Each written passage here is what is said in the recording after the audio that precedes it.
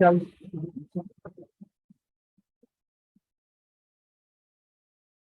Online.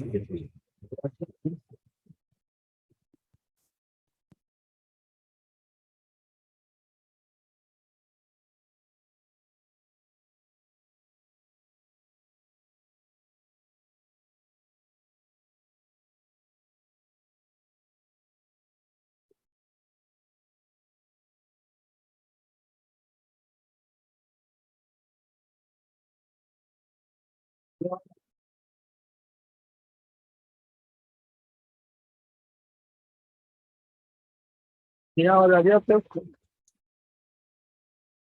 Okay, चलिए करते हैं इसको।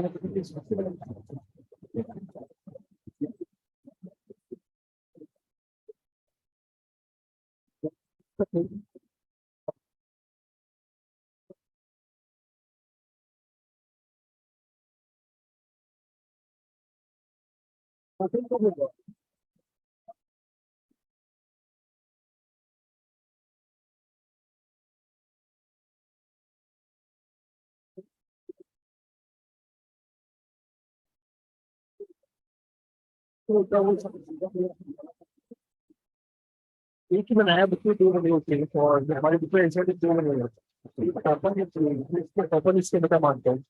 ये क्या होता है, गेम में गेम क्या है?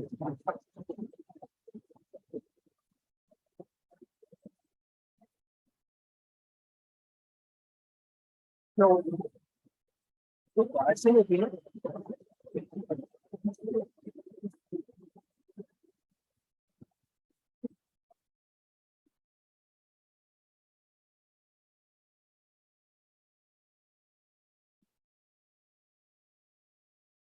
तो मतलब बहुत पतली है। तो उसमें से अंदर आ रहा है।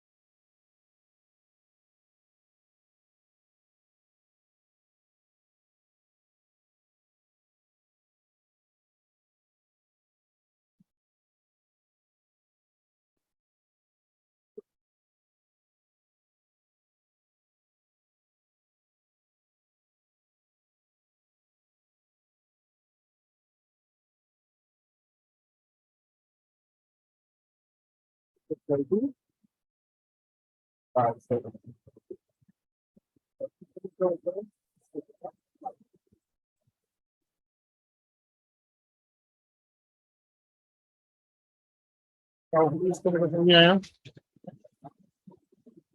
टेस्ट करता हूँ।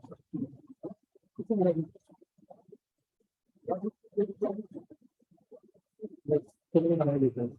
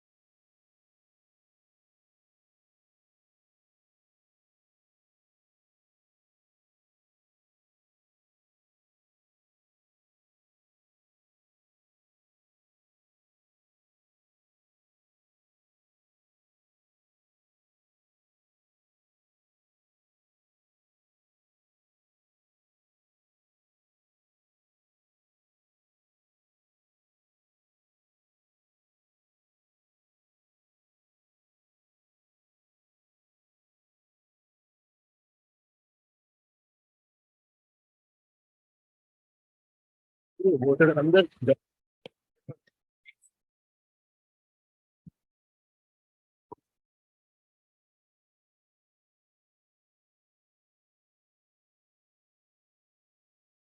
तो डिस्कशन कर लेते हैं अपन, है ना। प्रोबेबिलिटी की शीट।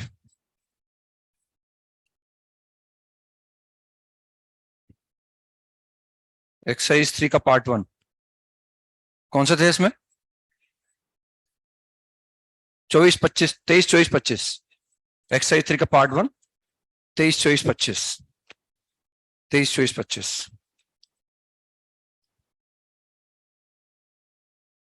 तो 23rd में को डाउट हो? 23rd इसमें वही है, मैं इवेंट दे रखा है, दो इवेंट इसमें इंडिपेंडेंट है। एक सेट दिया रखा है, वो सैंपल स्पेस है, और उससे रिलेटेड दो इवेंट है ए और बी, और लिखा हुआ है is A and B are independent events associated with this then the number of ordered pair A comma B is. और उसमें ऊपर मेंशन किया हुआ उन्होंने ना, कि जैसे वो मॉड एक्स लिख रखा है ना उन्होंने, तो उसका मतलब है number of elements in x, ये इसकी बात कर रहे हैं वो ना। तो इसमें जो है हम अगर ध्यान से देखें तो हमें एक तो दे रखा है ये नंबर ऑफ एलिमेंट्स इन ए, ये नंबर ऑफ एलिमेंट बी से बड़ा होगा, ये 1 के बराबर 1 से बड़ा होगा। तो मैंने एज्यूम कर लिया कि नंबर ऑफ एलिमेंट्स इन ए, ये ए स्मॉल ए है, ये मैंने एज्यूम कर लिया कि स्मॉल बी है, और ये 1 के बराबर 1 से बड़ा है। यानी दोनों इवेंट के अंदर ए और बी दोनों इवेंट है ना, और वो इंडिपेंडेंट है, और दोनों इवेंट्स के अंदर कम से कम एक एक एलिमेंट होगा, ये हमें दिया हुआ है ना सवाल के अंदर। अब हमें निकालना है नंबर ऑफ ऑर्डर्ड पेयर्स, उन इवेंट्स के ऑर्डर्ड पेयर्स निकालने हैं कि भाई कितने ऑर्डर्ड पेयर बन सकते हैं कि वो इवेंट्स इंडिपेंडेंट हो जाए ना। अगेन इंडिपेंडेंट के लिए हमें ये दे रखा है कि probability of A into probability of B that is equal to probability of A intersection B. अब इस प्रोबेबिलिटी को लिखने के लिए मुझे टोटल नंबर ऑफ एलिमेंट तो पता है सैंपल स्पेस में 6 एलिमेंट है, लेकिन मुझे पता है ए में कितने एलिमेंट है ये मुझे पता लगाना पड़ेगा ना। ए में कितने एलिमेंट है ये मुझे पता लगाना पड़ेगा। तो मैंने मान लिया है कि ए में एलिमेंट ए है हमारे पास, बी के अंदर एलिमेंट बी है, ए इंटरसेक्शन बी हमने एज्यूम नहीं करा, ए इंटरसेक्शन बी, लेकिन ये कंफर्म है कि अगर ये जीरो नहीं है और अगर ये जीरो नहीं है तो जो प्रोडक्ट आएगा वो जीरो नहीं होगा, क्योंकि हमें दे रखा है कि ए के अंदर कम से कम एक एलिमेंट है। ये मैंने ए के एलिमेंट मान लिए, ये बी के मान लिए, और बी में कम से कम, बी मतलब कम से कम एक है हमारे पास, फिर ये भी कम से कम एक तो होगा ही, कम से कम दो होगा इनफैक्ट एक के आना। तो यानी ये जीरो नहीं है, इसका मतलब ये जीरो नहीं है तो वो भी जीरो नहीं है, और अगर वो जीरो नहीं है तो इसका मतलब ए इंटरसेक्शन बी में आने वाले एलिमेंट कुछ ना कुछ तो होंगे, वो जीरो नहीं होगा। तो मैंने ये मान लिया कि number of elements in A intersection B, पता नहीं मुझे कितने एलिमेंट है, ये मालूम पड़ गया जीरो नहीं हो सकता तो वो सी है। पर अब मैं इन सबकी प्रॉपर्टी लिख सकता हूँ ना, प्रोबेबिलिटी ऑफ ए लिख सकता हूँ मैं a/6, बी को लिख सकता हूँ मैं b/6, और इसको लिख सकता हूँ c/6। ए क्या है? इवेंट ए, इवेंट का मतलब सबसेट, सबसेट का मतलब सेट, यानी जो ए इवेंट है हमारे पास वो एक सबसेट है, मतलब वो सेट है। तो ए में आने वाले एलिमेंट की काउंटिंग स्मॉल है, बी में आने वाले एलिमेंट की काउंटिंग स्मॉल बी है, और ए इंटरसेक्शन बी में आने वाले एलिमेंट की काउंटिंग सी है, और ये पता है कि सी जीरो नहीं हो सकता। अब यहां से मैं निकाल सकता हूं A into B equal to 6 into C, ये मैंने इसको ऐसे लिख लिया ना। अब हमें इस तरह से रिलेशन निकालना है कि ए बी 6 सी के बराबर आना चाहिए। कितने तरह से मैं इसे एबीसी निकाल सकता हूँ? ए में आने वाले एलिमेंट की काउंटिंग है, बी में आने वाले, और सी ए इंटरसेक्शन। तो मैंने यहां से बना लिया ये ए के लिए लिख दिया, ये बी के लिए लिख दिया, ये सी के लिए लिख दिया। सी कम से कम एक होगा क्योंकि सी जीरो नहीं हो सकता, ये सब नेचुरल नंबर है ना, क्योंकि वो जीरो हो नहीं सकते, इसका नेचुरल नंबर है। तो हमने क्या करा, इसको 1 ले लिया, तो इनका जो प्रोडक्ट है वो क्या करना है मुझे, 6 करना है। और ये ध्यान रखना है कि ये और ये कम से कम एक एक होंगे, तभी तो एक एलिमेंट कॉमन आएगा। तो एक, अगर मैं बोल रहा हूँ कि सी बराबर 1 है तो मतलब ए इंटरसेक्शन बी में एक एलिमेंट कॉमन है, तो जो ए इंटरसेक्शन बी में वो ए में भी होगा, बी में भी होगा। अब इनका प्रोडक्ट में 6 जाता हूँ, उसमें ध्यान रखना है कि बी छोटा होगा, सबसे बड़ा ए होगा, बराबर भी नहीं हो सकते ए और बी। तो इसको 1 कर दो, इसको 6 कर दो, या फिर इसको 1 कर दो, इसको 2 कर दो, इसको 3 कर दो, ये आ जाएगा, है ना। और कोई पॉसिबिलिटी, अब सी को 2 मान लिया मैंने, सी को 2 मानने का मतलब मैंने मान लिया कि ए इंटरसेक्शन बी में 2 एलिमेंट है हमारे पास, तो ए इंटरसेक्शन बी में 2 एलिमेंट, तो इनका प्रोडक्ट कितना आ गया, 12 आ गया। 12 लाने के लिए मैं कैसा कर सकता हूँ, उसको 2 कर दूं, उसको 6 कर दूं, ये इसको 3 कर दूं, इसको 4 कर दूं, ठीक है ना, इसको ऐसा कर सकता हूं। अब सी को 3 मान लो आप, सी को अगर मैं 3 मानूंगा, सी को अगर मैं 3 मानूंगा, इसको 3 मानता हूं, तो इसको 3 मानने पर वो 18 आ जाएगा, तो फिर ए की संभावना है 3 × 6। जब इसको 4 मानूंगा तो 24 आएगा, this is the only possibility. और जब इसको 5 लूंगा तो फिर ए की पॉसिबिलिटी है 5 × 6। 6 वाला नहीं हो सकता है ना, क्योंकि 6 में फिर ये 6 और 6 हो जाएगा, तो ए और बी बराबर नहीं हो सकते। लेकिन बस अब हमें इवेंट बनानी है ऐसे कि ए इवेंट के अंदर ए में 6 एलिमेंट, बी में 1 एलिमेंट और ए इंटरसेक्शन में 1 एलिमेंट। मुझे ऐसे निकाल, एलिमेंट के टोटल कितने हमारे पास, 6 है, सैंपल स्पेस में 6 एलिमेंट हमारे पास है। तो पहले क्या करो, 6 में से कोई एक एलिमेंट निकाल दो, वो ए इंटरसेक्शन बी में डाल दो। ये एक एलिमेंट ले लिया उन 6 में से मैंने, तो ये ए इंटरसेक्शन बी में एलिमेंट है ना, कोई भी एक एलिमेंट है, मतलब ये अभी हो सकता है 1 हो 2 हो, तो 6 में से एक एलिमेंट निकाल लिया और वो एलिमेंट मैंने तीनों में डाल दिया, क्योंकि अगर वो ए इंटरसेक्शन बी में है तो ऑब्वियस सी बात है वो ए में भी होगा और बी में भी होगा। ये मैंने तीनों में डाल दिया। अब जो मैंने एलिमेंट लिया वो सी में डाल दिया, ए इंटरसेक्शन बी में भी डाल दिया। अब मुझे ए में कितने चाहिए, 5, बचे कितने, 5 के 5 चाहिए, तो 5C5 and this is equal to 6 pair. तो ये बन गए 6 ऑर्डर्ड पेयर हमारे पास। अगर हम चाहते हैं कि इवेंट ए के अंदर या सेट ए के अंदर 6 एलिमेंट आ जाए, बी में 1 और ए इंटरसेक्शन में 1 एलिमेंट कॉमन हो, तो ये 6 पेयर बन गए हमारे पास। ऐसे फिर निकाल, अब हम चाहते हैं वापस मैंने 1 एलिमेंट ले लिया, अगेन ए इंटरसेक्शन बी में 1 एलिमेंट है, तो 1 एलिमेंट निकाला, तीनों को दे दिया मैंने, वो तीनों के पास हो गया 1-1। अब बी के पास मुझे एक और चाहिए, एलिमेंट कितने बचे, 5 में से 1 एलिमेंट फिर निकाल लो। और ये किसके लिए निकाला है मैंने, बी के लिए निकाला, बी में डाल दिया इसको। अब कितने बचे, 4। मुझे कितने चाहिए, अब मुझे चाहिए 2, और किसके लिए चाहिए, ए के लिए चाहिए, तो 4C2। आपको सकता है लग रहा हो कि आपने पहले चलो 1 निकाला तो तीनों में दे दिया, चलो ठीक है, बात समझ में आ गई। फिर आपने बी के लिए निकाला, ए के लिए निकालें, तो हमने जब तीनों को 1-1 दे दिया तो 5 एलिमेंट बचे, उन 5 में से पहले ए के लिए निकाल लो, तो उससे फर्क नहीं पड़ेगा आंसर का। 5 में से अगर मैं 2 निकालूंगा ना ए के लिए, तो 5C2, फिर कितने बचेंगे, 4, तो 4C1, नहीं 5C2 नहीं, हाँ 5C2, 5C2 इंटू 3C1, तो वो वैल्यू सेम आएगी ना।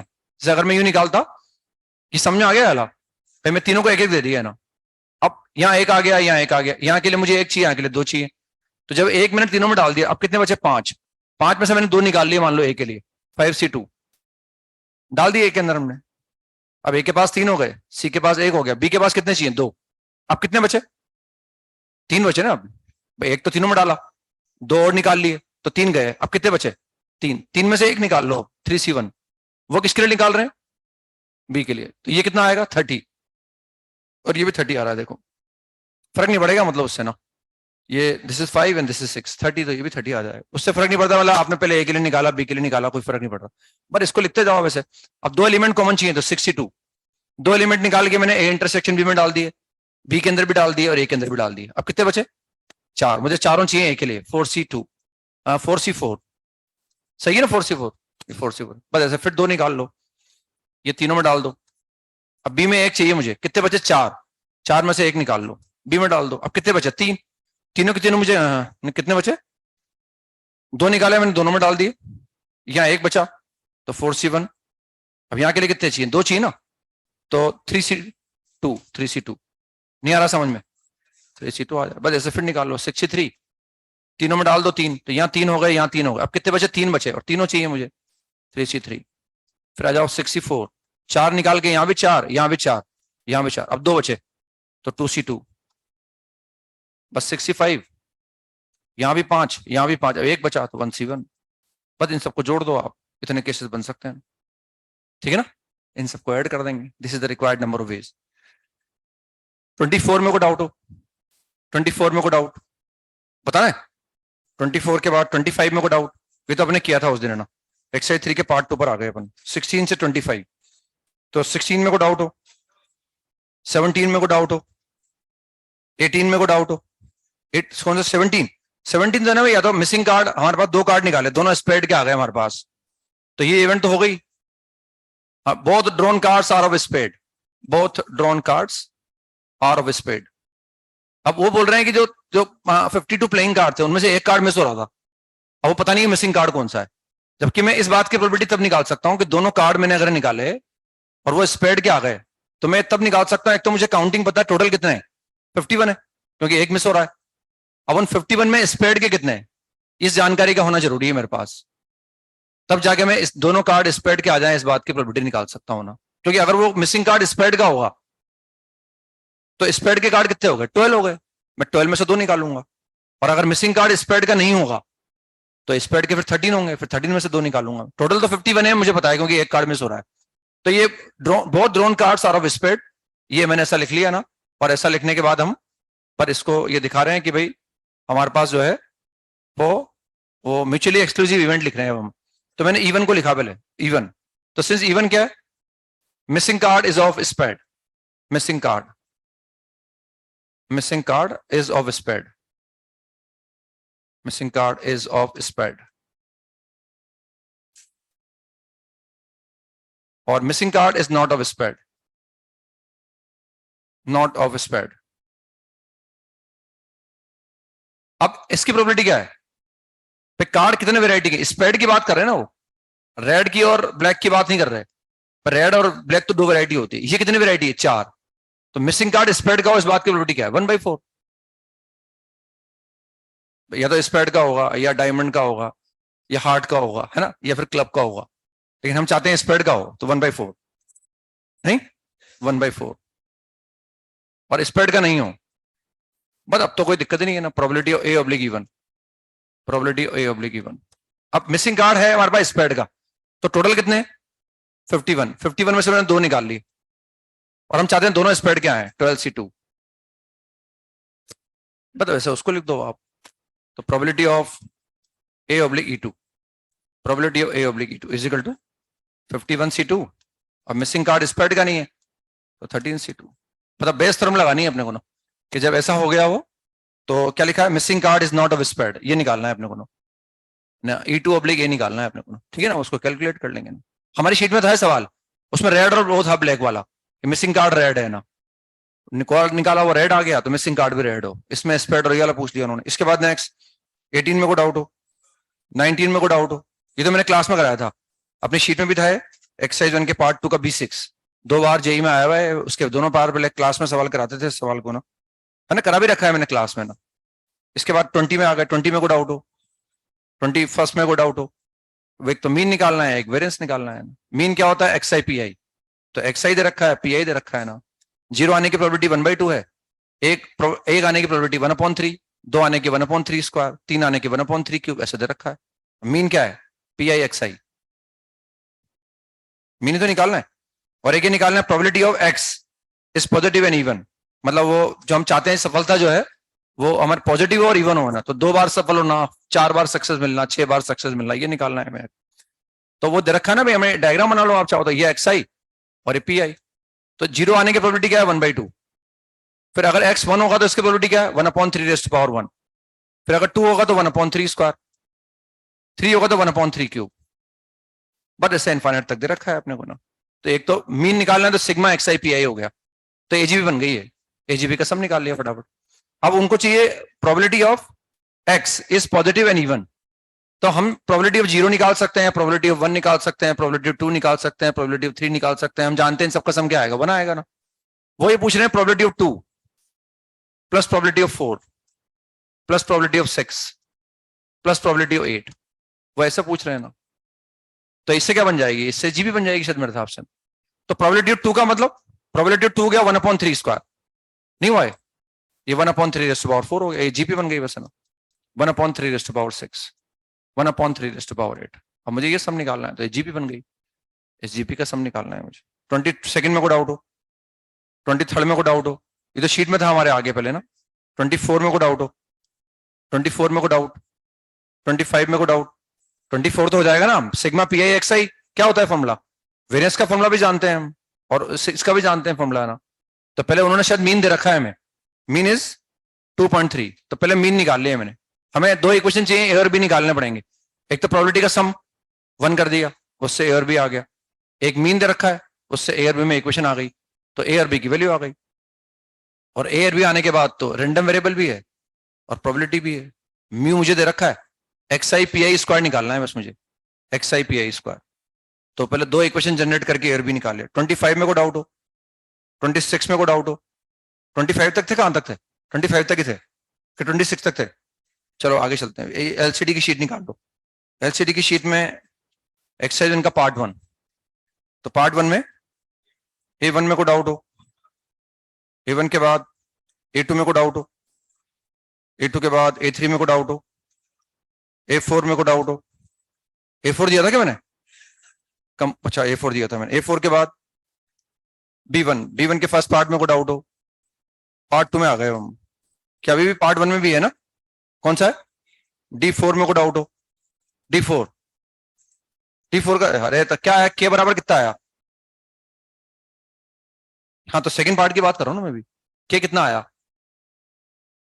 के निकालना है। हाँ तो कंटिन्यूस के लिए क्या करना पड़ेगा, हम चाहते हैं एच पर कंटिन्यूस हो जाए वो, तो ये फंक्शन आ गया ना हमारे पास। तो उसमें पहले तो उन्होंने जीरोस पूछ लिए, तो जीरोस निकालने से आपने हिट एंड ट्रायल लगा दिया। क्या हो गया, उसके फैक्टर क्या आ गए, एफ एक्स के फैक्टर क्या आ गए, एफ एक्स के फैक्टर बताओ ना,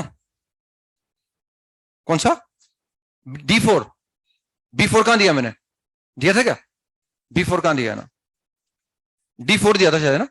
D4 में को डाउट हो, पर के बराबर 5 आ गया उसमें ना। पहले फैक्टर पूछे हैं, फैक्टर निकाल लिए, जीरोस पूछे ना उन्होंने, तो एफ एक्स बराबर 0 को सोल्व कर लिया हिट एंड ट्रायल से। फिर एफ एक्स को वहां रख दिया, उससे क्या, वो फैक्टर से फैक्टर कट गया है, नहीं कटा, तो उससे क्या आ गया हमारे पास, F x upon X minus 3 कितना आ गया, क्योंकि आगे लिखा हुआ ना X is not equal to 3, तो उससे कितना बचा, F X equal to,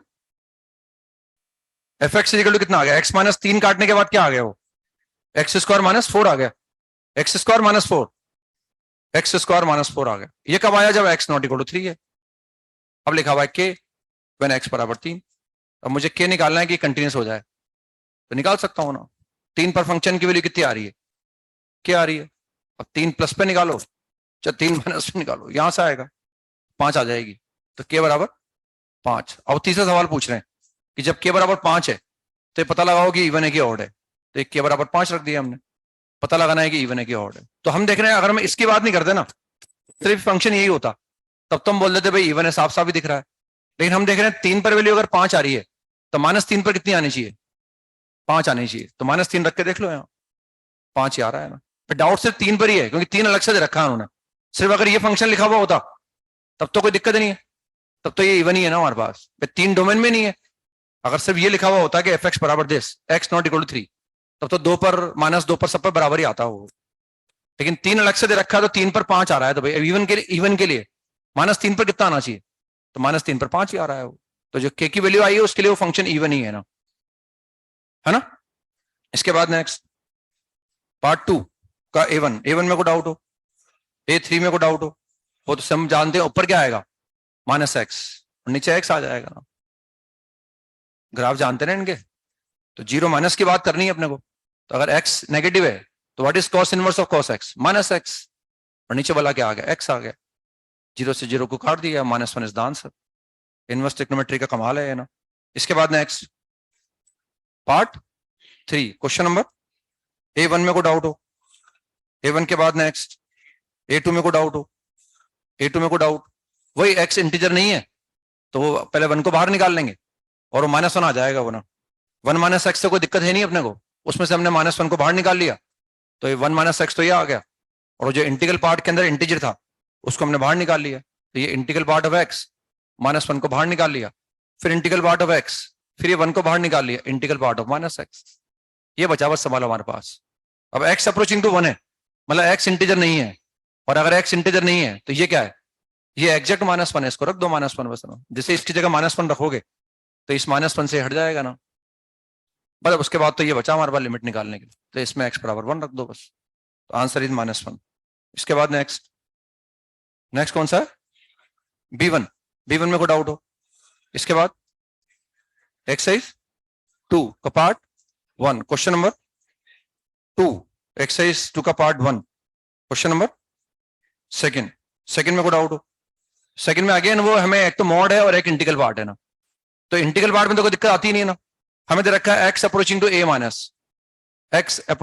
minus, ये दिया हुआ है, a के बारे में साफ साफ लिखा हुआ है कि a नेगेटिव है, फिर लिखा हुआ है mod x upon mod x का होल क्यूब अपॉन a लिखा हुआ है माइनस, फिर लिखा हुआ है integral part of x upon a, इसका फिर होल क्यूब लिखा हुआ है कि होल स्क्वायर लिखा हुआ है, होल क्यूब लिखा हुआ है। ये सवाल है हमारे पास लिमिट निकालने के लिए।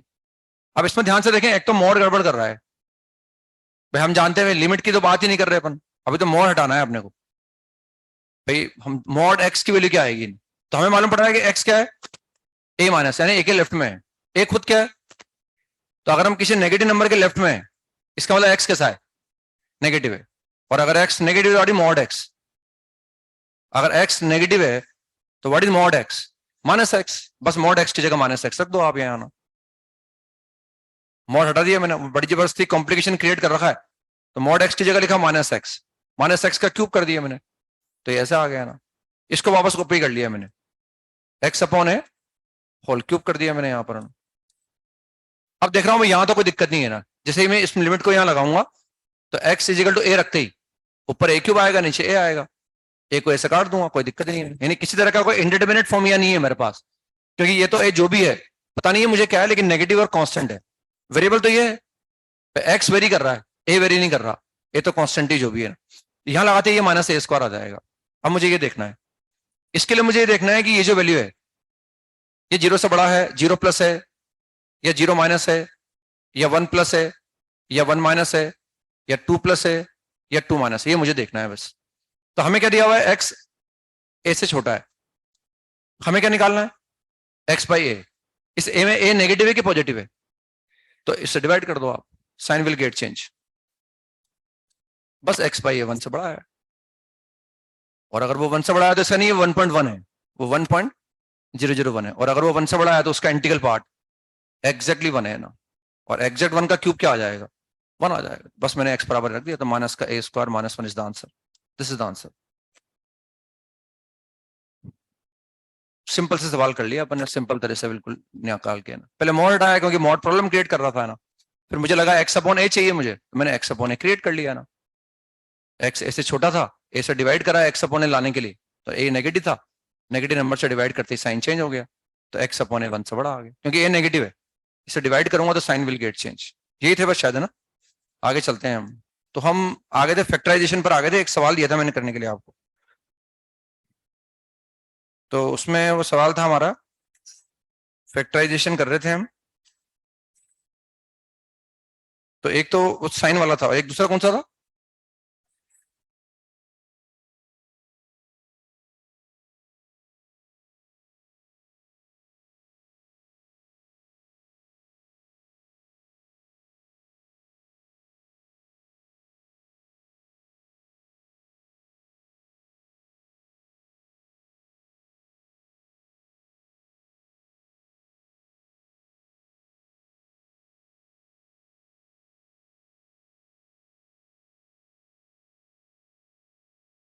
एक तो साइन वाला था है ना, दूसरा कौन सा था,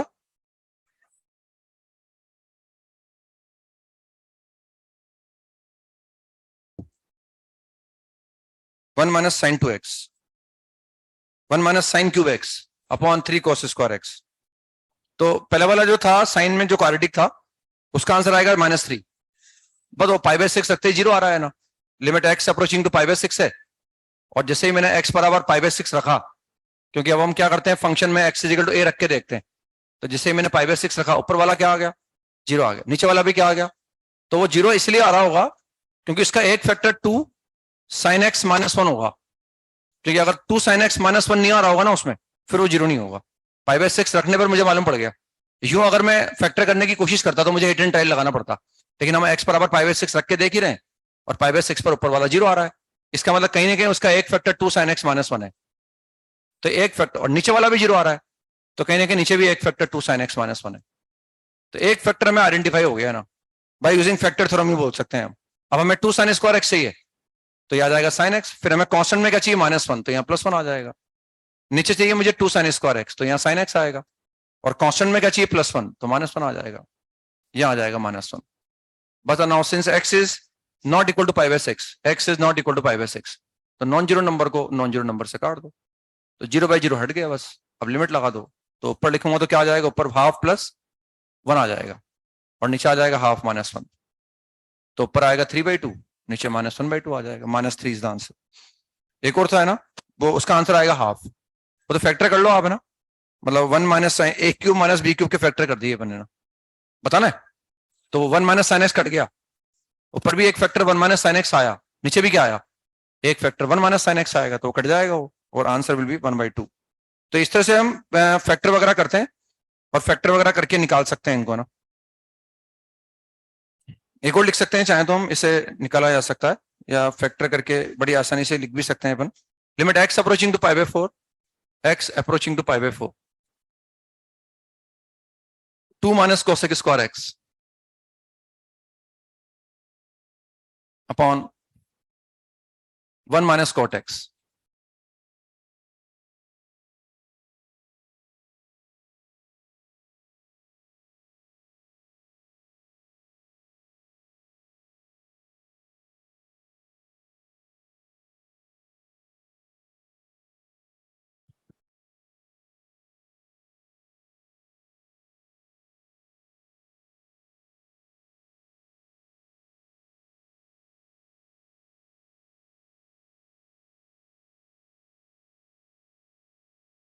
जीरो बाई जीरो बन रहा है ना, तो हमारी हैबिट में है कि हम 7 इंडिटरमिनेट फॉर्म जो है वो क्लास शुरू होने के पहले या क्लास के बीच में एक बार बोल लो बस है ना, कि 7 फॉर्म होती है ना, ताकि कभी कोई कंफ्यूजन नहीं रहे कि ये फॉर्म इंडिटरमिनेट फॉर्म होता है नहीं होता, ताकि उनको लिख पाए अपन।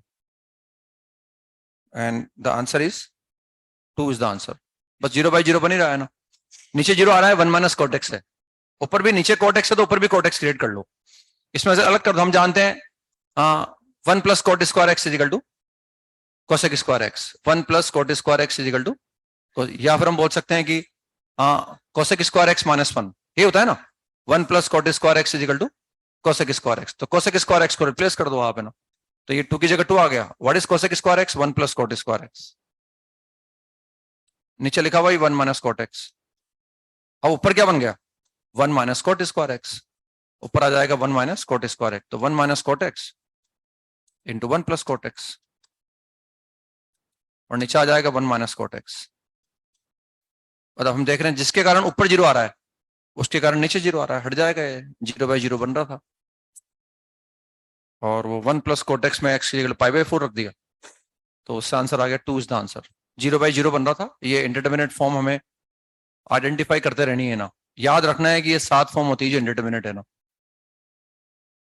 ये एक लिखे है ना, एक और लिखे, limit x approaching to 2, limit x approaching to 2, 2 to the power x plus 2 to the power 3 minus x minus 6 upon square root of 2 raised to power minus x minus 2 raised to power 1 minus x। ये घर से करके लाना है ना, limit लगानी है अपने को।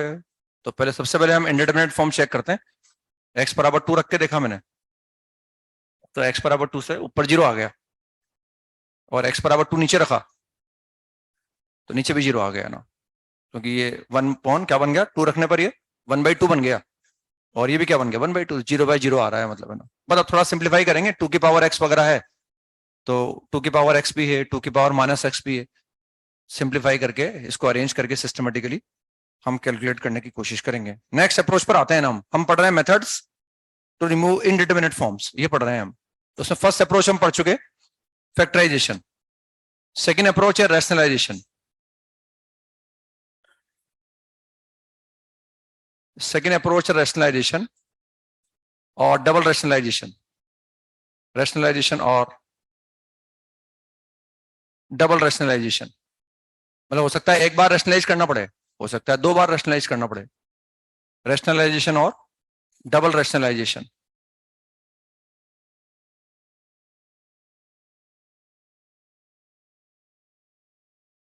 रैशनलाइजेशन और डबल रैशनलाइजेशन।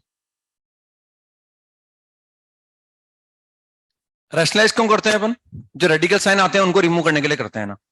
जैसे फॉर एग्जांपल अगर हम ये देखें कि मान लो square root of A minus square root of B लिखा हुआ है, अब मैं चाहता हूं ये रेडिकल साइन रिमूव हो जाए, तो क्या करूंगा? प्लस साइन लेके ऊपर नीचे मल्टीप्लाई कर दूंगा। तो square root of a plus square root of b लूंगा और मल्टीप्लाई डिवाइड कर दूंगा। इसको मल्टीप्लाई भी कर दूंगा, डिवाइड भी कर दूंगा, तो उससे ए स्क्वायर माइनस बी स्क्वायर बनेगा। ये भी हट जाएगा, ये भी हट जाएगा ना। मान लो ऐसा आ जाए मेरे पास A to the power 1/3 cube root of 1/a minus cube root of 1/b आ जाए, क्यूब रूट ऑफ b आ जाए। इसमें क्यूब रूट हटाना है मुझे, तो ये क्यूब रूट तब हटेगा जब इसको अगर मैं x माइनस वाई रीड कर रहा हूं और मैं चाहता हूं कि ये क्यूब हटे, जैसे स्क्वायर का बटा, अगर ये x माइनस वाई है तो मेरे पास आगे क्या आना चाहिए? x प्लस वाई आना चाहिए। x प्लस वाई का मतलब दिस प्लस दिस से मैंने मल्टीप्लाई डिवाइड कर दिया, तो उससे एक x माइनस वाई आया और एक x प्लस वाई, तो उससे x square minus y square हुआ, तो ए माइनस बी आ गया। अब मैं चाहता हूं ये क्यूब रूट रिमूव हो, तो ये x माइनस वाई क्या बनना चाहिए? X cube minus y cube. तो x माइनस वाई को मैं x cube minus y cube बनाने के लिए क्या कर सकता हूं? इसको मल्टीप्लाई कर दूंगा मैं। ये क्यूब रूट ऑफ ए लिखा हुआ है, ये क्यूब रूट ऑफ बी लिखा हुआ है ना। मैं ऐसा कर सकता हूं उसको ए स्क्वायर, है ना, इसको जैसे मैं लिखने में टाइम लगेगा, मैं ऐसा लिख लेता हूं उसको। ये मैंने एज्यूम कर लिया एक्स है और ये वाई है, मुझे एक्स क्यूब चाहिए, तो एक्स स्क्वायर प्लस का y square plus x into y से ऊपर नीचे मल्टीप्लाई कर दो। ये ऊपर भी मल्टीप्लाई कर दो, नीचे भी कर दूंगा। और जैसे हम ऐसा करेंगे ऊपर क्या बनेगा? ऊपर बनेगा x cube minus y cube. X cube का मतलब ए हो जाएगा, वाई क्यूब मतलब बी हो जाएगा। ठीक है ना, ऐसे गायब कर सकते हैं इनको ना। मान लो फोर्थ रूट है हमारे पास, है ना, इतनी जरूरत पड़ती नहीं है अपने को, या फिर जरूरत पड़ती है तो कोई और भी रास्ते होते हैं अपने पास, ऐसी बात नहीं है ना, कोई और भी तरीके होते हैं। जनरली अपन ये क्यूब रूट वगैरह स्क्वायर रूट वगैरह का यूज करते हैं। तो इसमें हम चाहते हैं भाई A to the power X to the power 4 minus Y to the power 4 बने ना। तो ये एक्स माइनस वाई हमारे पास लिखा हुआ है, तो एक तो क्या करो, हम चाहते हैं एक्स की पावर 4 बने माइनस वाई की पावर 4। ये एक्स माइनस वाई है ना, तो एक्स की पावर 4 बनेगा जब फोर्थ रूट गायब होगा ना। तो एक्स की पावर 4 बनाने के लिए एक तो ये लिख दो आप, इससे क्या बना? X square minus y square बन गया। मुझे क्या चाहिए? तो x square minus y square से और मल्टीप्लाई कर दो उसको, तो एक्स की पावर 4, एक्स की पावर 4 प्लस वाई की पावर स्क्वायर और मल्टीप्लाई कर दो, तो x plus y one to x square plus y square से और मल्टीप्लाई। डबल का मतलब ये है कि हमें हो सकता है 2 बार रेशनलाइज करना पड़े, 2 अलग अलग एक्सप्रेशन को मुझे रेशनलाइज करना पड़े। डबल रेशनलाइजेशन का मतलब ये है ना। रेशनलाइजेशन तभी क्या आता है जब हम रेडिकल साइन को रिमूव करते हैं ना। यहाँ स्क्वायर रूट रिमूव हो जाएगा, यहाँ क्यूब रूट, यहाँ फोर्थ रूट रिमूव हो जाएगा ना। रेशनलाइजेशन का मतलब ये है ना। मतलब सवाल करते हैं अपन, लिखो आप evaluate the followings, limit x approaching to 2, x approaching to 2, square root of x plus 2 minus 2 upon x minus 1। ये लिमिट हमें निकालनी है ना।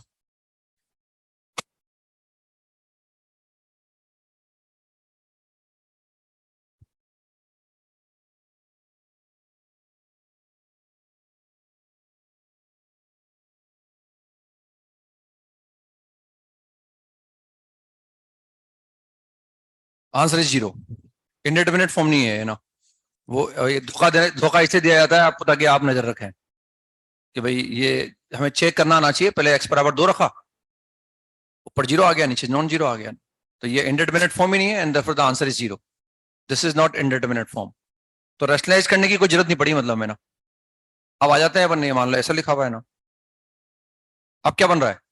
0/0, तो बस अब रेशनलाइज कर दो उसको ना। नीचे 0 क्यों बन रहा है दिख रहा है, तो ऊपर कहीं ना कहीं मैं x माइनस 2 क्रिएट करूंगा और उसके बाद जो है फिर मैं सोल्व कर पाऊंगा इसको।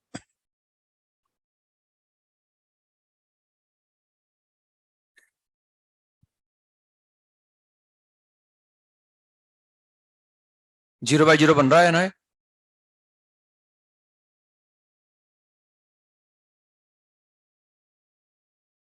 हमें नीचे वाले को रैशनलाइज नहीं करना पड़ रहा, बस ऊपर जो लिखा हुआ है उसी को रैशनलाइज करना पड़ रहा है। तो एक बार रैशनलाइजेशन से काम चल जाएगा।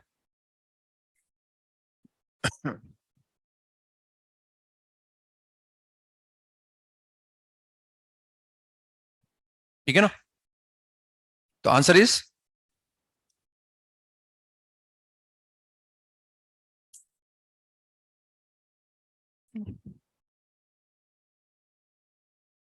आंसर आ रहा है 1/4। 1/4 इज द आंसर। बस अब रैशनलाइज कर रहा हूं मैं ऊपर वाले को। क्या कर रहा हूं? प्लस साइन लगाऊंगा, ऊपर नीचे मल्टीप्लाई कर दूंगा। तो हमने क्या करा, नीचे वाले से तो कोई दिक्कत है नहीं मुझे, ये मैंने ऐसे लिख लिया। हम प्लस साइन लगा रहे हैं यहाँ और ऊपर भी मल्टीप्लाई कर रहे हैं, नीचे भी मल्टीप्लाई कर रहे हैं। तो नीचे मल्टीप्लाई कर दिया पहले मैंने, स्क्वायर रूट ऑफ x+2 और +2, ये नीचे मल्टीप्लाई कर दिया। इसी से मैंने ऊपर मल्टीप्लाई किया होगा, उससे ये तो बना होगा a+b, और ये क्या बना होगा a-b। What is a-b into a+b? a square मतलब what is a square? x+2। What is b square? 2 square. ऐसा आ गया ना, एक स्टेप कम लिखी है मैंने ना, वो अपने ऊपर नीचे मल्टीप्लाई करा होगा तो वो अपना माइंड में कर लिया हमने ना। भाई ऊपर मल्टीप्लाई करूंगा तो a-b इंटू a+b बन जाएगा, नीचे वो a+b बरकरार रहेगा ना। तो ऊपर क्या लिखा हुआ है? x-2। नीचे भी क्या है? तो ये तो गड़बड़ कर नहीं रहा कुछ है ना।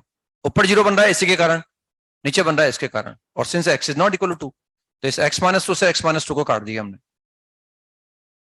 मतलब लिमिट लगा दो इसमें ना। तो ऊपर तो कितना आ गया 1, नीचे व्हाट इज 2 + 2? 4। 4 का स्क्वायर रूट 2 आ गया, ये 2 आ गया। तो आंसर इज 1/4। ठीक है, तो एक लाइन कम लिखी है मैंने, दोनों को ऊपर नीचे मल्टीप्लाई नहीं करा, वो लाइन स्किप कर दी, वो समझ में आ गया मेरे हिसाब से हमारे ना। नेक्स्ट देखें, limit x approaching to 2।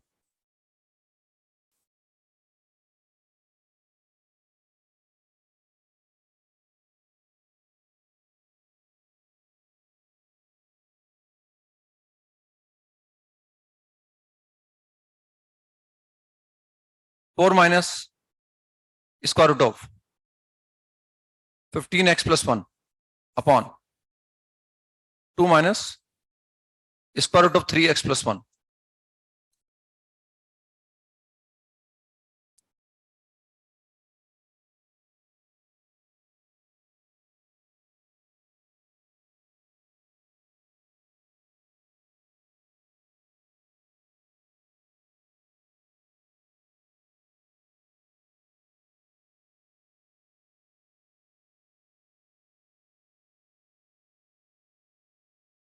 Zero by zero आ रहा है इसमें ना, x बराबर 1 लिखा तो ऊपर भी 0 नीचे भी 0 आ गए। कहां पर? अच्छा 2 है क्या, तो 1 लिखना चाहिए फिर मुझे ना, x approaching to 1, x approaching to 1।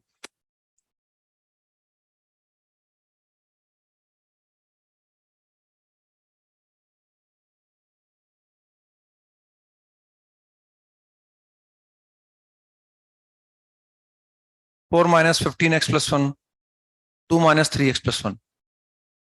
Okay, answer is 1/2।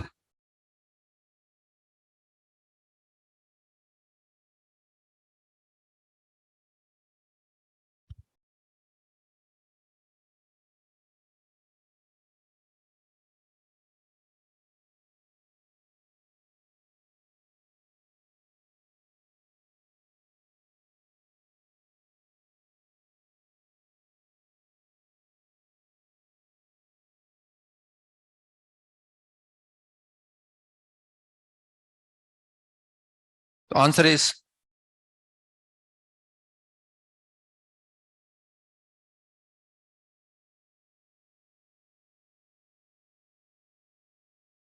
तो 2 बार रेशनलाइज करना पड़ेगा अपने को ना, इसको भी रेशनलाइज करना पड़ेगा, इसको भी करना पड़ेगा, क्योंकि ये भी 0 पे अप्रोच कर रहा है, वो भी 0 पे अप्रोच कर रहा है। 2 बार रेशनलाइज करना पड़ेगा।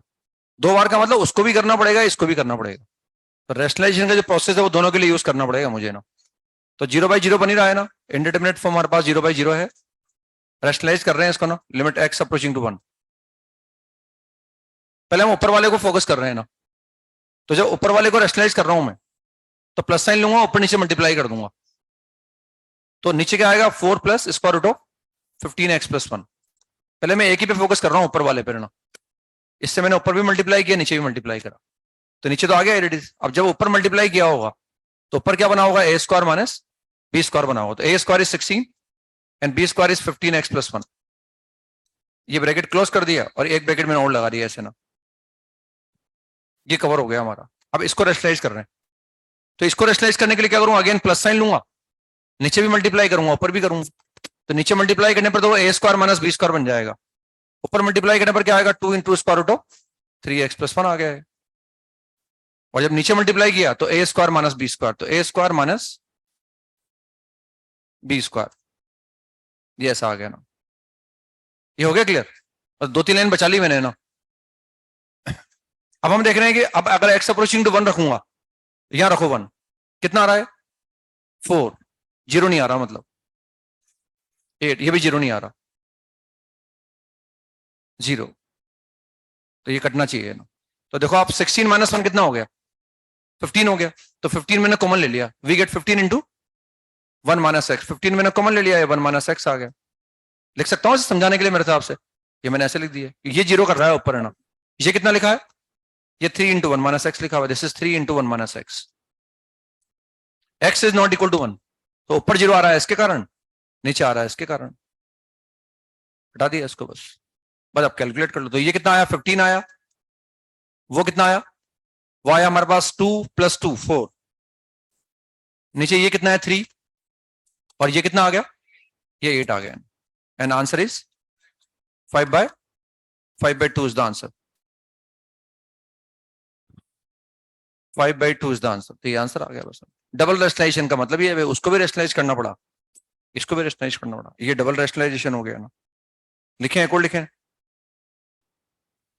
Limit x approaching to 1, x approaching to 1, square root of 3 + x minus square root of 5 - x upon square root of 2x - 1 minus square root of x। ये मुझे सॉल्व करना है ना।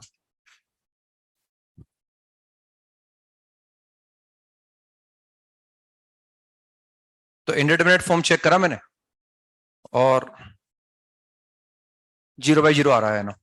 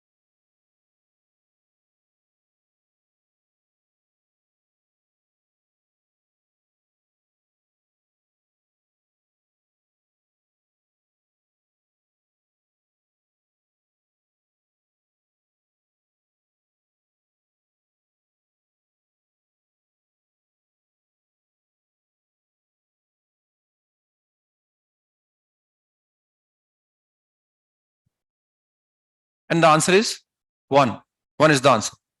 बस अब दोनों को रेशनलाइज कर लो, 0/0 आ ही रहा है हमारे ना, और तो पेशेंस रखेंगे और रेशनलाइज कर लेंगे ना। अब देखो थोड़ा और स्पीड बढ़ा सकते हैं अपन ना। हम देख रहे हैं कि भाई अगर मैं यहाँ प्लस साइन होता, अगर यहाँ प्लस साइन होता तो x = 1 रखने पर कितना आता है, 2 + 2 4 आता। ये मैं इसलिए निकाल रहा हूं क्योंकि हम जानते हैं इसको रेशनलाइज करने के लिए, इसको हम रेशनलाइज करने के लिए हम क्या कर रहे हैं, पहले ऊपर वाले को रेशनलाइज कर रहे हैं। तो प्लस साइन लूंगा मैं, और प्लस साइन लेके ऊपर नीचे क्या करूंगा, मल्टीप्लाई करूंगा। तो जब ऊपर मल्टीप्लाई करूंगा तो a² - b² बनेगा। तो a² तो आ गया 3 + x, b² का मतलब है 5 - x, ये तो ऐसा आ गया। अब नीचे क्या किया मैंने, प्लस साइन लिखा, लेकिन वो प्लस साइन प्रॉब्लम क्रिएट नहीं कर रहा। उस प्लस साइन से मुझे क्या मिल रहा है, नीचे अब प्लस साइन आएगा ना इसका, जब उसमें मैं x = 1 लिखूंगा तो वो 0 थोड़ी आ रहा है, वो कितना आ रहा है, तो 4 लिख दिया मैंने। बस उतना बड़ा भी क्यों लिखूं मैं, मुझे दिखाना थोड़ी, कहीं दिखाना होगा तो फिर तो पूरा एक पेज भर दूंगा मैं, ऐसी बात नहीं है ना।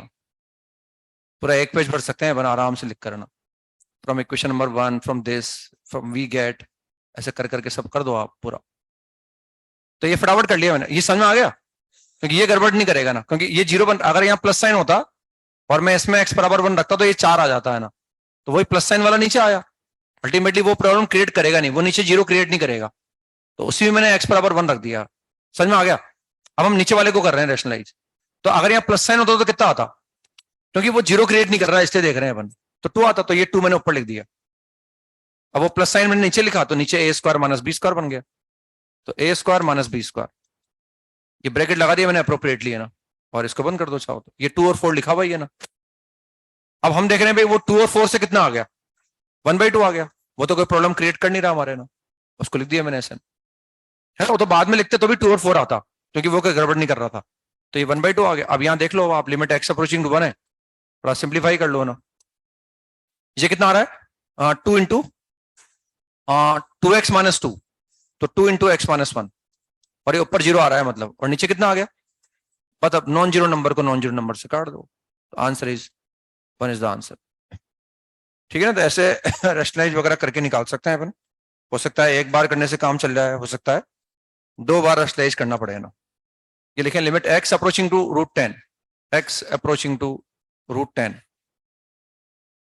Square root of 7 + 2x minus square root of 5 plus square root of 2 upon x square minus 10, ये सोल्व करना है ना, ये घर से करके लाना है, square root of 7 + 2x minus √5 + 2 bracket में लिख रखा है मैंने, and then x square minus 10, नीचे तो 0 आ रहा है, ये कंफर्म है ना, ऊपर भी देखना पड़ेगा कि ऊपर 0 आ रहा है क्या, 0/0 बन रहा है नहीं बन रहा है देखना पड़ेगा, बन रहा है देख लेंगे, मतलब घर जाके आप देखेंगे और कैलकुलेट करके लाना है, मतलब नीचे बन रहा है x माइनस √10 के कारण, तो कहीं ना कहीं अगर मैं चाहता हूं कटे ऊपर भी 0 आ रहा होगा तो कहीं ना कहीं ऊपर भी मुझे x माइनस √10 क्रिएट करना पड़ेगा, और जब तक वो कटेगा नहीं हमारा काम चलेगा नहीं है ना, तो ये निकालना है ऐसा ना। नेक्स्ट देखिए fundamental theorems of limits, fundamental theorems on limit.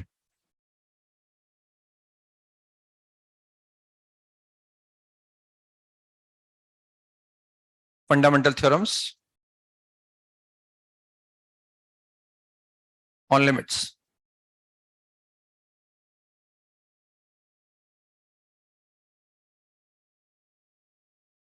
उसको लिखने के लिए पहले हमने एज्यूम कर लिया, let limit x approaching to a fx is equal to L and limit x approaching to a gx is equal to b, पर both एक m मान लो, उसको L माना था, उसको m मान लिया हमने, पर both L and m exist, दोनों लिमिट एग्जिस्ट कर रही है ना, x approaching to a fx की लिमिट निकालूंगा तो वो L आ जाएगा, एग्जिस्ट कर रहा है वो ना, एग्जिस्ट करने का मतलब राइट हैंड निकालो लेफ्ट हैंड निकालो बराबर आ रहा है, और एग्जैक्टली नॉन फाइनाइट वैल्यू के बराबर आ रहा है, ऐसे वो लिमिट भी एग्जिस्ट कर रही है, मतलब वो भी उसकी राइट हैंड लिमिट निकालें लेफ्ट हैंड लिमिट निकालें दोनों m आएगा, और ये जो m है ये कोई एग्जैक्टली नॉन फाइनाइट वैल्यू है, ये एग्जिस्ट करने का मतलब समझते हैं बनाना। देन नेक्स्ट आंसर लिखिए first point, limit x approaching to a fx plus minus gx,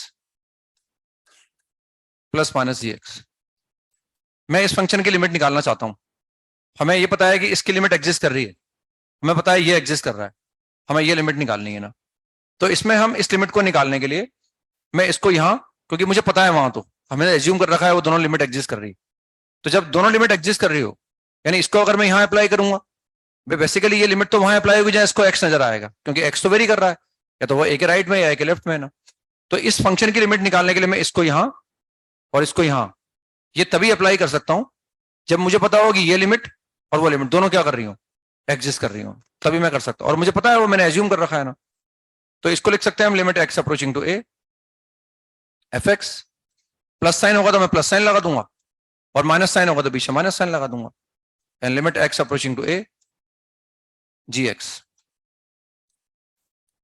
ये हम ऐसा तभी कर सकते हैं जब पता हो, इस लिमिट को अलग अलग अप्लाई तभी कर सकते हैं जब पता हो कि दोनों की लिमिट एग्जिस्ट कर रही है, तो ये कितना आ जाएगा L प्लस माइनस m आ जाएगा, ये हम तभी अप्लाई कर सकते हैं ना, ऐसा नहीं कि दो फंक्शन हो तभी हो, कितने भी हो काउंटेबल होने चाहिए, बस ये और ध्यान रखना है अपने को।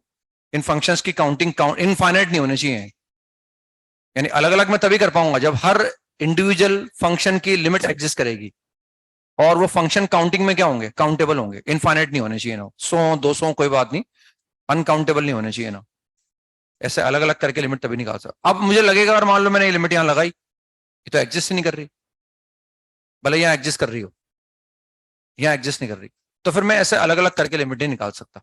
फिर मैं क्या करूंगा, फिर मैं सिंपल कंसेप्ट लगाऊंगा, भाई इन दोनों को जोड़ लूंगा मैं और जोड़ के एक फंक्शन बना दूंगा, उस फंक्शन की लिमिट निकालूंगा। फिर यहां मुझे कुछ नहीं करना पड़ेगा, यहां इस पर अलग लगा दूंगा, उस पर अलग लगा दूंगा, लेकिन लगेगा भाई किसी एक की या दोनों की लिमिट एग्जिस्ट नहीं कर रही, तो फिर मैं ऐसे अलग अलग अप्लाई नहीं कर सकता। फिर मैं इन दोनों को जोड़ लूंगा, जोड़कर एक कंबाइंड एक फंक्शन बना दूंगा, और जो प्रोसेस पड़ा है लिमिट का वो फॉलो कर लूंगा।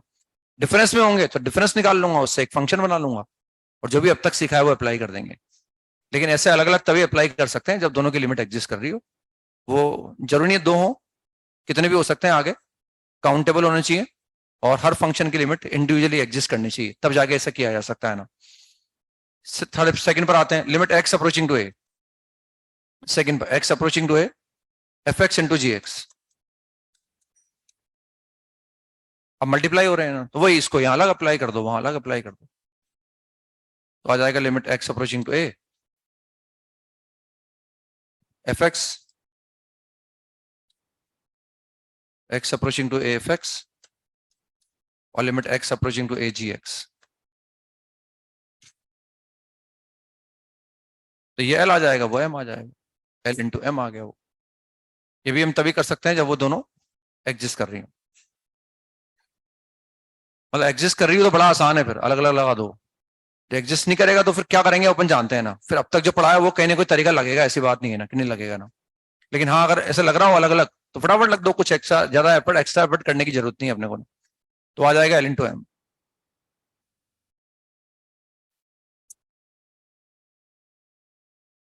Limit x approaching to A F x upon g x. हमें पता ही है, हमने एज्यूम कर रखा है कि एफ एक्स की लिमिट भी एग्जिस्ट कर रही है, जी एक्स की भी एग्जिस्ट कर रही है, तो यहाँ ऊपर नीचे भी लगा सकते हैं अलग अलग, है ना। मतलब ये आ जाएगा लिमिट एक्स अप्रोचिंग टू ए, क्योंकि पता है मुझे ऊपर की लिमिट एग्जिस्ट कर रही है, नीचे की लिमिट भी एग्जिस्ट कर रही है, भी मुझे पता है ना। यहां भी अलग अलग कर दो बस इसको ना, कितना आ जाएगा एल बाई एम।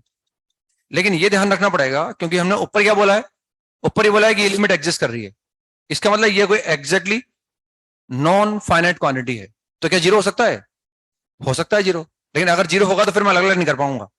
जीरो अगर होगा तो वो लिमिट तो एग्जिस्ट करेगी, लेकिन फिर मैं यहाँ ऊपर और नीचे अलग अलग अप्लाई नहीं कर पाऊंगा ना। मेरी बात समझ रहे ना, मैं ऊपर नीचे अलग अलग, भाई ये एग्जिस्ट कर रहा है, ये मुझे अलग से पता है, शुरुआत में जीरो आ रहा होगा तब भी एग्जिस्ट कर रहा है, लेकिन अगर वो लिमिट एग्जिस्ट कर रही होती और जीरो आ रहा होता, फिर मैं से इसको निकालने के लिए ऊपर नीचे अलग अलग अप्लाई नहीं करता। फिर कोई रास्ता दिखाएगा भगवान, ऐसी बात नहीं है फिर अपने को ना। ये तो अपन स्ट्रेट फॉरवर्ड लगा सकते हैं कि भाई ऐसा हो रहा हो तो आप कोई एफर्ट मत करो, ऊपर अलग लगा दो नीचे अलग लगा दो, बस आप फटाफट अपना काम खत्म करो। अब जब लग रहा होगा भाई ये जीरो आ रहा है, तो फिर मैं क्या करूंगा, तो फिर कोई ना कोई बात दिखेगी अपने को, जो भी अब तक पढ़ा है उससे कोई ना कोई समाधान निकलेगा, कोई ना कोई रास्ता निकलेगा अपना। या लिख देंगे provided m is not equal to zero. एकदम दिमाग में सवाल आता है ना मैं क्या करूंगा, तो भाई आगे चलने से सब मालूम पड़ जाएगा अपने को। ये तो अपन पढ़ रहे हैं भाई, एग्जिस्ट कर रहा हो तो फटाफट अलग अलग कर दो, आप ज्यादा एफर्ट मत करो उसमें ना। Fourth, limit x approaching to A x approaching to A K into F x, इसमें तो कोई दिक्कत ही नहीं है ना, तो के तो कोई कांस्टेंट है, इसको के अलग लिख देंगे, और limit x approaching to A F x को अलग कर दो आप ना, यानी के इंटू एल आ गया, वेर के इज सम कांस्टेंट, के कोई भी कांस्टेंट है ना, तो लिमिट तो एक्स पर भी लग रही है भाई, एक्स वेरिएबल है मतलब है ना, और वो लिमिट एक्स ढूंढ लिया उसने, एक्स कहां मिला उसको, एफ एक्स पर मिला, तो लिमिट एफ एक्स पे जाके लग गई है ना। Fifth, limit x approaching to A x approaching to A f of g x is equal to, इसको निकालने के लिए हम ऐसा तभी कर सकते हैं, limit x approaching to A g of x will be valid only when, लिखें will be valid only when limit x approaching to a gx exist, जो मैंने ऊपर एज्यूम भी कर रखा है, लेकिन सिर्फ वो एग्जिस्ट कर रही है उससे काम नहीं चलता है ना। एग्जिस्ट मैंने एज्यूम भी कर रखा है कि एग्जिस्ट कर रहा है ना, तो पहली कंडीशन, तो अगर मैं इस लिमिट को निकालने के लिए ये एफर्ट लगाना चाहता हूं तो पहले तो ये लिमिट एग्जिस्ट करनी चाहिए ना, ये लिमिट एग्जिस्ट करनी चाहिए। अब ये लिमिट किसके बराबर आएगी? मैंने क्या एज्यूम कर रखा है? एम एज्यूम कर रखा है। लेट मैंने मान लिया कि वो एम के बराबर है, and f x must be continuous at x equal to m. F x must be, ये ऊपर एज्यूम कर रखा है ना हमने, ऊपर एज्यूम कर रखा है हमने एम के बराबर है, एंड एफ एक्स ये एम आ जाएगा। तो एफ एक्स जो फंक्शन है बाहर वाला, वो इस लिमिटिंग वैल्यू पर जो एग्जिस्ट कर रही है उस पर वो क्या आना चाहिए? कंटिन्यूअस आना चाहिए ना, and f x must be continuous at x equal to m. अगर मैं इस लिमिट को निकालना चाहता हूं ऐसा यूज करके, तो मैं इस लिमिट को निकालने के लिए मैं अंदर लगा दिया, जो वैल्यू आई मान लो ये एम आ गया तो एफ ऑफ एम निकाल लिया। ये मैं तभी निकाल सकता हूं जब मुझे दो कंडीशन देखनी है कि ये लिमिट लगाने पर इसकी लिमिट एग्जिस्ट करनी चाहिए और जो भी लिमिटिंग वैल्यू आएगी उस पर वो एफ क्या होना चाहिए? कंटिन्यूअस। तभी जाके अपन ऐसा कर सकते हैं, अदरवाइज पर हम जो सिंपल कंसेप्ट है उनसे कर लेंगे, है ना, जो सिंपल कंसेप्ट है उनको यूज करके निकालेंगे। लेकिन ऐसा डायरेक्टली मैं तभी निकाल सकता हूं जब वो अंदर वाली लिमिट एग्जिस्ट कर रही हो और जो अंदर वाले की वैल्यू आ रही है उस पर बाहर वाला फंक्शन कंटिन्यूस हो, तभी यूज किया जा सकता है ना। सवाल करते हैं, मैं यूज करके बताता हूं उनको ना कैसे इनको यूज किया जा सकता है ना।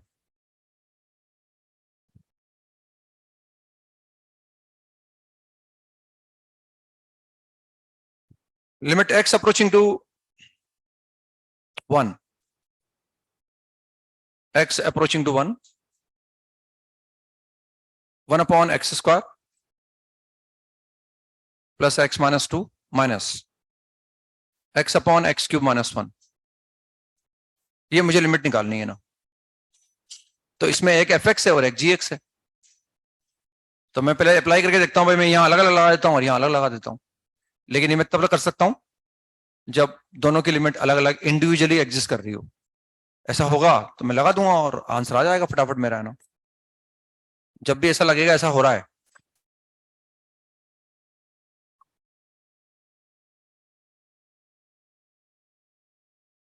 तो बस उसको कैलकुलेट कर लेंगे। तो क्या लगा सकता हूं मैं? तो कोई बात नहीं, अब इसको एक फंक्शन बना लो आप, तो एलसीएम एलसीएम लेके और लगा दो उसमें लिमिट, है ना। अगर वैसा कर पाते तो बड़ा आसान हो जाता फिर तो, है ना। यहां अलग लगा दो, वहां अलग लगा दो। अब इसमें अगर हम देखना चाहें ना, जैसे ये जीरो क्यों आ रहा है, नीचे वाला जीरो हो रहा है एक्चुअली इसमें ना, नीचे वाला जीरो हो रहा है मतलब या तो इन्फिनिटी आएगा या माइनस इन्फिनिटी आएगा। तो देखो ये ऐसे लिखा है 1 upon x plus 2 into x minus 1, ये ऐसे लिखा हुआ है ना। और ऐसे मैंने इसका एक फैक्टर कर दिया ना, ऐसे लिखा हुआ ना, फिर इसको मैंने यहां लिख लिया x minus 1 into x square plus x plus 1 कर दिया इसको मैंने। अब हम देख रहे हैं किस तरह का इंडिटरमिनेट फॉर्म है इसमें, ये देखना चाह रहे हैं ना। तो जैसे मैंने लिमिट यहां लगाई, तो यहां लगाने पर अगर मैं इस लिमिट को यहां लगा दूंगा ना, अगर मैं सवाल ये भी पूछूं कि limit x approaching to 1 this, मान लो मुझे ये सवाल भी करना होता ना, ये सवाल करना होता मान लो मुझे 1 upon x plus 2 into x minus 1, ये सवाल करना होता तो मुझे अपने आप लगेगा कि भाई मैं एक्स 1 तो है नहीं और मैं ये लिमिट नहीं, ये गड़बड़ करनी था क्योंकि ये तो कोई फाइनाइट वैल्यू आ रही है ना। ये हम देखें भाई इसको निकालने के लिए, क्योंकि एक्स 1 नहीं है, एक्स 1 नहीं है, एक्स अगर 1 नहीं है तो क्या है हमारे पास, या तो 1 प्लस है या 1 माइनस है। तो हमें अपने आप 1 प्लस 1 माइनस के बारे में सोचना पड़ेगा, क्योंकि अगर एक्स 1 प्लस होगा तो ये लिमिट क्या आएगी? 0 plus. What is 1 upon 0 plus? Infinity. और अगर एक्स 1 माइनस हुआ तो माइनस का इन्फिनिटी आ जाएगी। जैसे मान लो इसी की लिमिट निकालनी होती है मुझे, है ना। तो हम देख रहे हैं भाई प्रोडक्ट और डिवीजन के अंदर मैंने लिखा है वो है आपको कि अगर जब दो फंक्शन मल्टीप्लाई हो रहे हो तो लिमिट निकालने के लिए मैं दोनों पर अलग अलग अप्लाई तब कर सकता हूं जो दोनों की लिमिट क्या कर रही हो, एग्जिस्ट कर रही हो ना। चाहे वो सम के अंदर हो, चाहे वो प्रोडक्ट में हो, चाहे क्वोशंट में हो वो। लेकिन अगर फंक्शन मल्टीप्लाई हो रहे हो, जैसे अभी हम ये समझ कर आए हैं, ये गड़बड़ कर ही नहीं रहा, ये गड़बड़ नहीं कर रहा, ये कोई गड़बड़ नहीं करेगा इस लिमिट के अंदर। जो भी वैल्यू आएगी ठीक है, वैल्यू में कंट्रीब्यूट कर सकता है, गड़बड़ कुछ नहीं करेगा, गड़बड़ ये कर रहा है एक्चुअली। तो हम जब प्रोडक्ट और डिवीजन में, अगर प्रोडक्ट और डिवीजन में मतलब फंक्शन मल्टीप्लाई हो रहे हो या वो डिवाइड हो रहे हो, प्रोडक्ट बोले या डिवीजन बोले एक ही बात है बेसिकली ना। बट मल्टीप्लाई करने का मतलब ये है कि भाई मैंने ए से मल्टीप्लाई कर दिया, अब ऐसे डिवाइड कर रहा हूं, उसका मतलब एक ही रेसिप्रोकल से मल्टीप्लाई कर दिया। तो जब भी प्रोडक्ट और डिवीजन में फंक्शन हो और उसमें अगर किसी एक फंक्शन की value, limiting value non zero finite number आ रही हो, तो उस फंक्शन को बार बार कॉपी करने की जरूरत नहीं है ना, हम उसको अलग से लिखकर उसकी लिमिट वही निकाल सकते हैं ना। जैसे ये मल्टीप्लाई हो रहे हैं ना भाई, 1 अपॉन एक्स प्लस 2 को अलग फील कर सकता हूं मैं इसको ऐसे फील कर सकता हूं।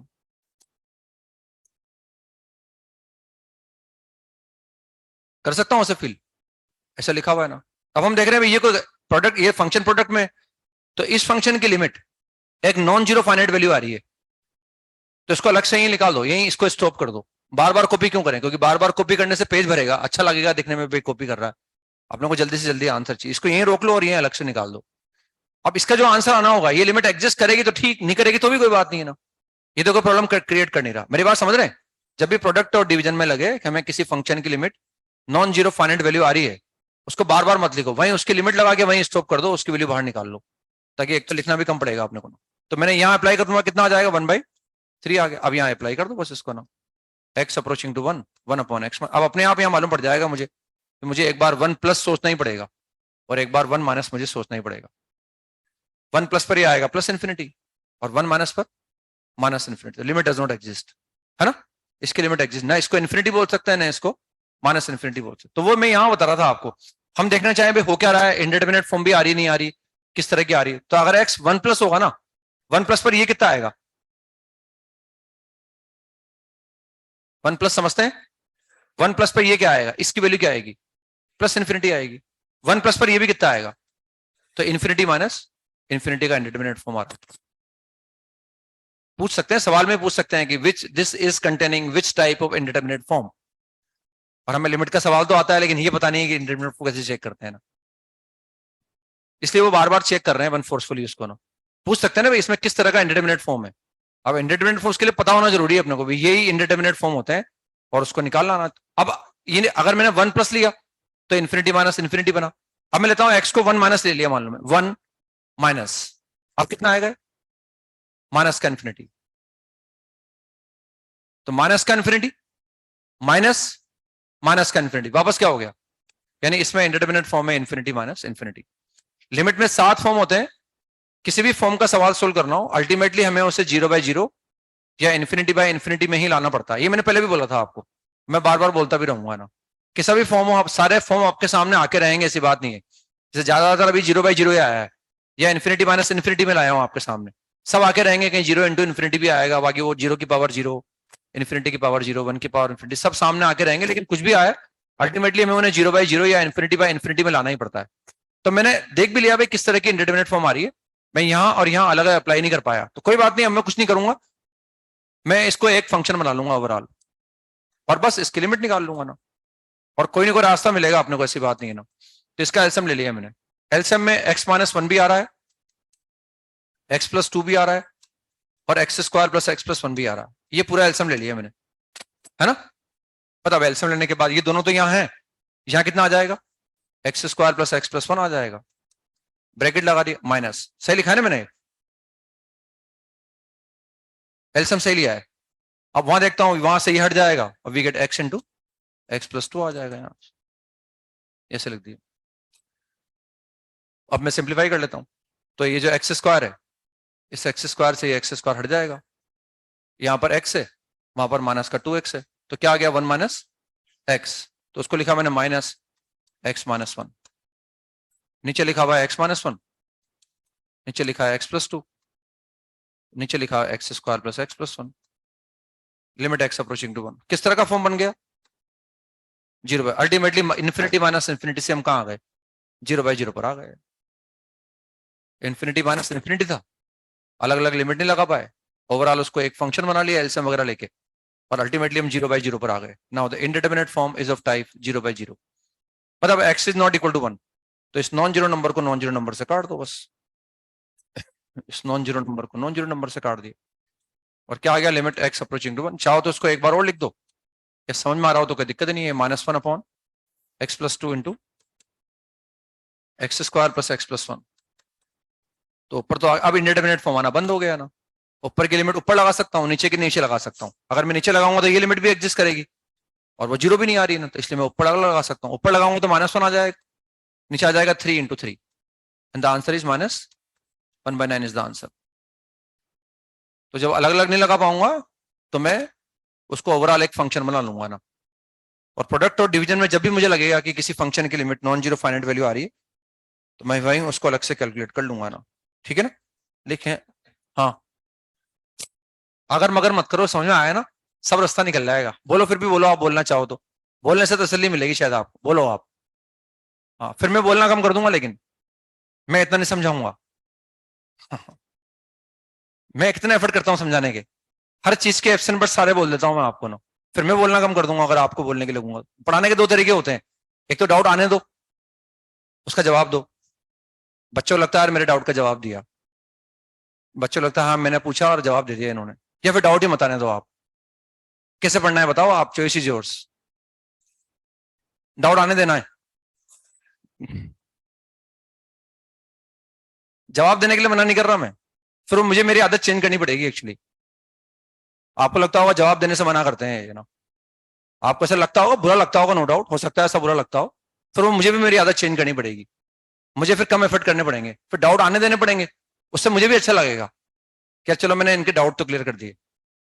और मैं कोशिश करता हूं कि उस चीज को इतना बोल दो आप कि बच्चा ध्यान से डाउट ही नहीं आया उसको, बस वो कंसंट्रेट करता रहे और संयम रखे, क्योंकि सारी चीज में एक बार भी नहीं सिखा सकता, थोड़ी बहुत एक चीज में समझ में आता है, फिर एक दो सवाल करते हैं उससे क्लियरिटी आ जाती है। अब तक है ना, अब तक कोई डाउट रहा क्या पुराना, भाई जैसे ये चीज समझ में नहीं आई अब तक भी सर ये था, ऐसा कोई दिक्कत था, तो फिर आगे क्लियर हो जाएगा ना, फिर आप चाहो तो पूछ लो, बोले कोई दिक्कत नहीं है ना, फिर आप मना भी कर देते हो ना। जैसे मैं अपनी आदत चेंज करने की बात करता हूँ, आप मना कर देते हो कि अपनी आदत चेंज मत करो आप। मैं तो हर साल पूछता हूँ ये, हर साल, इससे ज्यादा चेंज नहीं कर रहा मैं अपनी, क्योंकि हर साल बच्चा कह जाता है सर आप तो जैसे वो से ठीक हो, कोई दिक्कत नहीं है ना, बढ़िया हो सर आप, चल जाता है, समझ में आ जाता है, सवाल वाल भी हो जाते हैं ना, मत हो आप तो चेंज, कोई बात नहीं। अब क्या करोगे आप इस उम्र में चेंज होगे, नहीं, चेंज तो हमें होना है, हम चेंज हो जाएंगे आपके हिसाब से। नेक्स्ट सवाल पर आ गए, लिमिट एक्स अप्रोचिंग टू -1, मतलब ऐसा नहीं है वो मैं हो सकते हैं, लेकिन वो मुझे लगता नहीं उसकी आवश्यकता है। Minus, this is x into x -1, x -2 into 3 factorial x+1 into 3। वो धीरे धीरे क्या सब चीजें क्लियर हो जाती है ना, धीरे धीरे सब चीजें क्लियर हो जाती है अगर थोड़ा पेशेंस रख, भाई ये इन्होंने बताया, ये मेरे समझ में आ गई बात, अभी और सवाल कराएंगे और बार बार बोलते ही हैं, ऐसी बात थोड़ी है, तो वो चीज क्लियर हो जाएगी मेरे।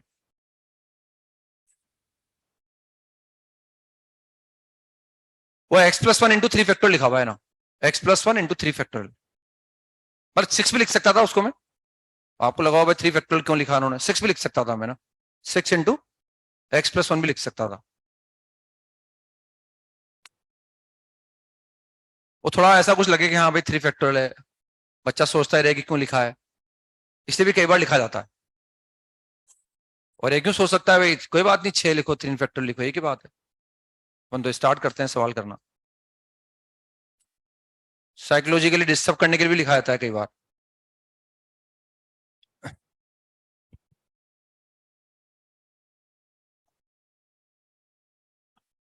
अगेन मैं लिमिट अलग अलग नहीं लगा सकता, तो कोई बात नहीं, अलग अलग लगा सकता होता तो यही मेरा आंसर आ जाता है ना, लेकिन वो चाहते नहीं भाई आंसर जल्दी आए, तो वो ठीक है जो लिखा है वो आप अप्लाई नहीं कर रहे, क्योंकि वो तो अप्लाई करना होता तो आप ही अप्लाई कर लेते, फटाफट अलग अलग लगा के निकाल देते लिमिट ना। अब मैं यहां लगा रहा हूं तो लिमिट एग्जिस्ट नहीं कर रही, वहां लगा रहा हूं तो भी एग्जिस्ट नहीं कर रही है ना। हम निकाल भी सकते हैं कि लिमिट क्या आएगी, किस तरह का इंडिटरमिनेट फॉर्म आएगा, मैंने बताया अभी आपको, वो एफर्ट करना पड़ेगा आपको ना। समझ में आने के बाद सवाल आसान होते हैं, क्योंकि इनमें लिखना कम पड़ता है, एक्चुअली थ्योरी कम लिखनी पड़ती है ना, थ्योरेटिकली कम लिखना पड़ता है लिमिट के सवालों में। एक बार कंसेप्ट पकड़ में आ जाए, जहां गलती हो जाए उसको पकड़ लो, मैं ये गलती कर रहा था ना, तो उसको दिमाग में रखो दोबारा है ना, ये गलती मैंने की थी अभी, और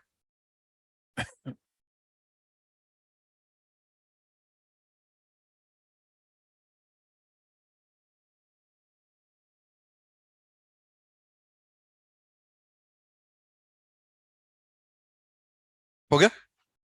answer is -5/6, answer is -5/6 is the answer. वो तो स्ट्रेट फॉरवर्ड समझ में आ गया होगा, आपने ज्यादा कोशिश भी नहीं की होगी, आपको लग गया होगा लिमिट अलग अलग नहीं लगा सकते, बट फटाफट आपने एलसीएम ले लिया होगा ना। वो अलग बात है, अपन सोच सकते हैं किस तरह का इंडिटरमिनेट फॉर्म है, जैसे एक्स अप्रोचिंग टू -1 है, तो ऊपर हम देख रहे हैं या तो -1 प्लस की बात करनी पड़ेगी या -1 माइनस की बात करनी पड़ेगी, क्योंकि अगर मैं एग्जैक्टली ये इसकी लिमिट भी निकालता ना, तो मुझे -1 प्लस और -1 माइनस सोचना ही पड़ता, वरना उसके बिना लिमिट ही नहीं निकाल पाता मैं ना, क्योंकि हम देख रहे हैं ये जीरो पे अप्रोच तो कर रहा है, लेकिन ये 0 प्लस है या 0 माइनस है, क्योंकि एग्जैक्ट 0 तो नहीं है, ये तो कंफर्म है। तो because x is not equal to -1, exact 0 तो नहीं है, तो अब ये 0 प्लस होगा तो मैं अलग तरह से आंसर दूंगा, 0 माइनस होगा तो अलग तरह से आंसर दूंगा। लेकिन एक्स जो भी है वो -1 के राइट में हो चाहे लेफ्ट में, ऊपर तो नेगेटिव है, ऊपर नेगेटिव है। अगर मैं -1 प्लस लेता हूं तो नीचे क्या आएगा, 0 प्लस, लेकिन ऊपर नेगेटिव था तो क्या आया, माइनस का इन्फिनिटी आ गया। समझ रहे हैं? अगर मैं ये लिमिट भी निकालना चाहूं, अगर मैं ये लिमिट भी निकालना चाहूं -1 plus x upon x plus 1, ये लिमिट भी निकालना चाहूं, रेंज निकालते हैं ना, जैसे आप क्वालिटी में पढ़ते हैं इसकी रेंज निकालते हैं, R-1, इसकी रेंज निकाल लेते हैं फटाफट आपने, R-1, ग्राफ वगैरह भी बनाते हैं या फिर ग्राफ बना के निकाले, तो कंसेप्ट याद रखो या ग्राफ बना लो भाई, आप सारा ग्राफ बना सकते हैं। एक्स बराबर -1 पर क्या करा, एक वर्टिकल लाइन ड्रॉ कर दी, एक बार -1 प्लस सोच लिया और एक बार -1 माइनस सोच लिया, एक बार इन्फिनिटी आ जाए। तो हम देख रहे हैं अगर मैं ये भी निकालना होता तो ऊपर तो चाहे -1 के राइट में आ जाओ आप, ये क्वांटिटी तो क्या है, नेगेटिव है। अब -1 प्लस रखा आपने तो ऊपर तो नेगेटिव है, ये नीचे क्या बना, 0 plus. What is negative upon 0 plus, minus का। तो अगर मैं ऐसा लूंगा तो ये माइनस का इन्फिनिटी आएगा, ये माइनस का इन्फिनिटी आएगा। अब ऐसे उसको देख सकते हैं अपन चाहें तो, अगर मैं -1 प्लस देखूंगा अगेन ये क्या आएगा, ये 0 प्लस आएगा, 0 प्लस, ऊपर नहीं आ रहा कहीं 0 प्लस, 0 प्लस यही बन रहा है ना, ये बन रहा है लेकिन 0 प्लस, ऐसा होने पर ये 0 प्लस बन रहा है। अब अगर एक्स -1 के राइट में भी हूं, अगर मैं -1 के राइट में भी हूं तो ये क्या है, नेगेटिव, ये क्या है, ये क्या है, तो नेगेटिव कितनी बार आया, 3 बार आया, तो ऊपर नेगेटिव रहा, नीचे क्या है 0 प्लस, वापस क्या बना वो माइनस इन्फिनिटी, तो ये माइनस का इन्फिनिटी माइनस माइनस का इन्फिनिटी माइनस इन्फिनिटी बन गया वापस। वो तो अपन ये कभी पूछ ले वो कि इंडिटरमिनेट फॉर्म कौन सी है, इससे दिमाग लगा रहे हैं इतना, वरना सवाल कैसे करना है तो समझ में आ गया हमें भाई, हम अलग अलग नहीं लगा पा रहे, बस फटाफट एलसीएम ले लो और सवाल कर लो बस। तो फटाफट सवाल करना आसान है, वो ये पूछें कि किस तरह का फॉर्म है तो वो थोड़ा टिपिकल हो सकता है, उसमें सोचना पड़े अपने को ना, अदरवाइज तो सवाल में समझ में आ गया भाई, अलग अलग तो कर नहीं पाऊंगा मैं, बस फटाफट एलसीएम ले लेता हूँ ना, और फटाफट एलसीएम लेके कैलकुलेट कर लूंगा। और इन्फिनिटी माइनस इन्फिनिटी बन रहा है तो अल्टीमेटली कहीं ना कहीं 0/0 हमें बनाना पड़ेगा या इन्फिनिटी बाय इन्फिनिटी बनाना पड़ेगा। अब चाहो तो इसको लिख दो ऐसे 6, ये एलसीएम लिया तो यहाँ आ गया 6x माइनस एक्स इंटू, क्योंकि x तो कॉमन आ जाएगा, we get x² minus 3x + 2, है ना, ऐसा आ जाएगा। तो x को बाहर निकाल लो, x कोई प्रॉब्लम क्रिएट कर भी नहीं रहा। अब ध्यान से देखो, अगेन मैंने बोला था प्रोडक्ट और डिवीजन में अगर किसी फंक्शन की value non zero finite value आ रही हो, उसको बार बार कॉपी मत करो, उसको वहीं लिख दो ताकि लिखने से बच जाएंगे। अब जैसे यहां से मैं x कॉमन लूंगा ना, तो x अप्रोचिंग टू -1 पर x क्या है, कोई प्रॉब्लम ही क्रिएट नहीं करेगा, तो x अप्रोचिंग टू -1, x की लिमिट क्या आ गई, नॉन जीरो फाइनाइट वैल्यू, तो इस x को मत लिखो चाहो तो बार बार, आप समझ रहे हैं, एक बार कॉमन लेके लिख लो चाहो तो आप, ये लिमिट x अप्रोचिंग टू -1, ये ऐसे लिख लिया मैंने। अब तो फैक्टर में आ गया ना, क्योंकि x ये मैंने लिख लिया यहाँ पर, ये कितना है 6 minus x² plus 3x minus 2 और अपॉन 6 इंटू x माइनस 1। अब ऊपर 0 क्यों आ रहा है, नीचे आ रहा है, इसके कारण ऊपर 0 आ रहा है, यहां रख के देखो x इक्वल टू -1, क्या 0 बन रहा है भाई, ये तो गड़बड़ कर ही नहीं रहा ना, नीचे गड़बड़ कर रहा है, नीचे 0 ला रहा ही है, ऊपर 0 ला रहा ही है, 0 आ रहा है देखो, तो 0/0 बन रहा है ना, ये गड़बड़ नहीं कर रहा। तो इस फंक्शन को अलग मान लो ना, एक अलग से फंक्शन मान लो इसको, ये प्रोडक्ट बना दिए मैंने, और अगर मैं ये लिमिट यहां लगा दूंगा तो ये नॉन जीरो फाइनाइट वैल्यू आ रही है, तो मैं x/6 को बार बार कॉपी क्यों करूं, तो ये वो कोई प्रॉब्लम क्रिएट करेगा ही नहीं। तो प्रोडक्ट और ये अपना तजुर्बा है सवाल करने का, आपको लगेगा आपने लिखा है तो ये दोनों एग्जिस्ट करनी चाहिए, तो ये अपना तजुर्बा है सवाल करने से कि भाई अगर लग रहा हो प्रोडक्ट और डिवीजन में फंक्शन हो और किसी एक फंक्शन की लिमिट नॉन जीरो फाइनाइट आ रही है, उसको बार बार कॉपी मत करो, आप बाहर निकाल लो, क्योंकि वो कोई प्रॉब्लम क्रिएट नहीं करेगा आपके लिए ना, है ना, इसको बाहर निकाल, और लिखना चाहो तो बार बार लिखते रहो, कोई दिक्कत नहीं आएगी, एक्स लिखते रहो उसमें ना। तो ये कितना आ गया, -1/6 को मैंने बाहर निकाल लिया, लिमिट आ गई x अप्रोचिंग टू -1, और ये कितना आएगा, माइनस साइन मैंने कॉमन ले लिया यहां से, x² माइनस 3x माइनस 4 आ गया शायद ना, सही है ना, x + 1, और वो ऊपर वाला 0 बन रहा है, इसका मतलब एक फैक्टर जो है, ये माइनस साइन x² अच्छा नहीं लग रहा था मुझे, तो मैंने माइनस साइन बाहर निकाल लिया यहाँ से, तो x², फिर ये माइनस का 3x + 4 था तो -4 हो गया, फिर इस माइनस साइन को हटाओ एडजस्ट कर दो, इसको तो प्लस साइन कर दो और ऊपर के फैक्टर कर लो, x + 1 कट जाएगा और वैल्यू निकल जाएगी, 1/6 की जगह 1/6 है, लिमिट x अप्रोचिंग टू -1, ये आ गया x -4 into x + 1, ultimately infinity minus infinity को वापस क्या बना दिया हमने, 0/0 बना दिया, बट अब x is not equal to -1, हट जाएगा यहाँ से ना, तो -5/6 इज द आंसर। तो सम या डिफरेंस में हो, अलग अलग में तभी लगा पाऊंगा सम या डिफरेंस में तो जब दोनों की लिमिट एग्जिस्ट करे, वरना ओवरऑल एक फंक्शन बना लो। हाँ, प्रोडक्ट और डिवीजन में हो तो फिर अगर किसी फंक्शन के लिए नॉन जीरो फाइनाइट आ रही हो, उसको अलग से निकाल लो और अलग से निकाल के उसको कैलकुलेट कर लो। बार बार उसको लिखने की हमें कोई आवश्यकता नहीं है ना। लिखें, एक सवाल लिखें, limit x approaching to 2, x approaching to 2,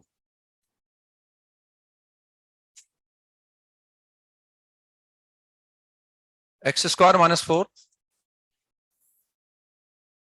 x cube -4x square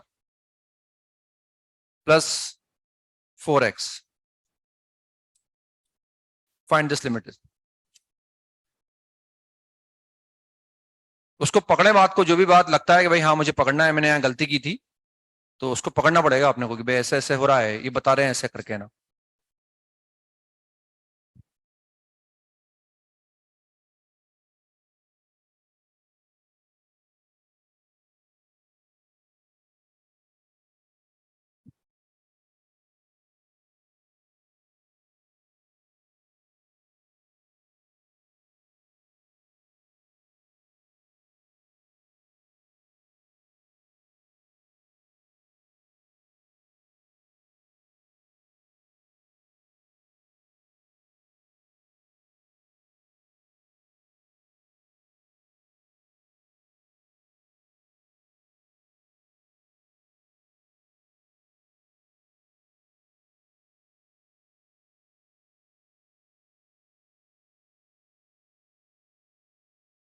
answer is limit does not exist, limit will not exist.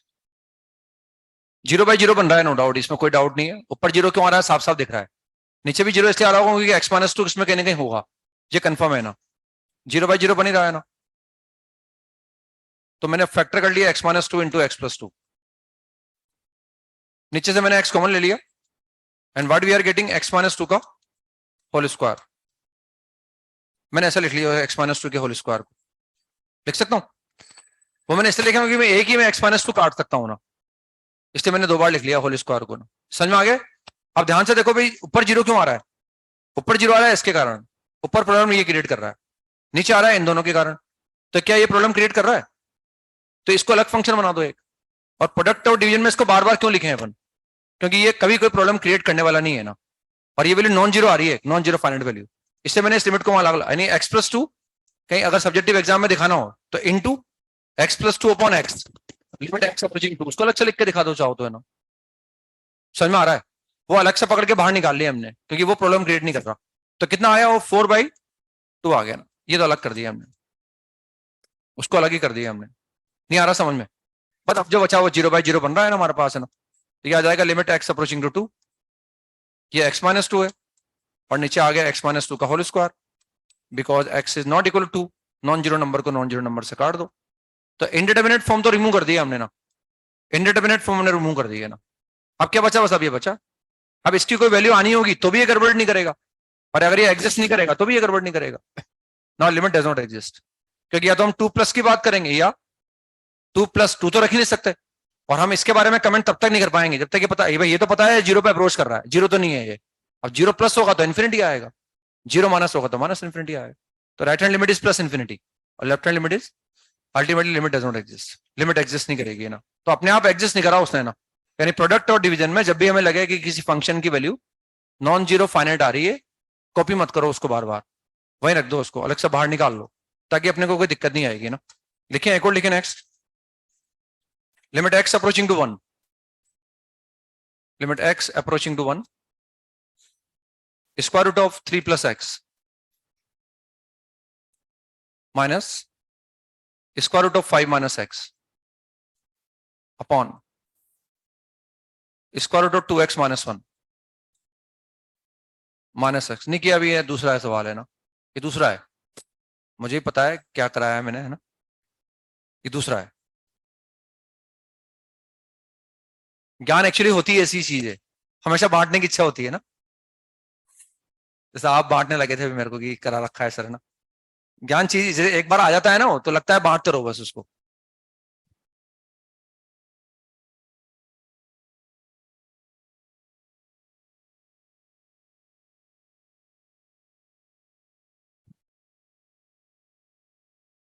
पहले अंडर रूट एक्स था यहाँ, अब एक्स है यहाँ ना, पहले यहाँ स्क्वायर रूट ऑफ एक्स था।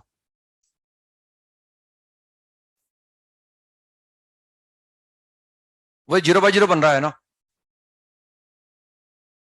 रेशनलाइज करना पड़ेगा हमें।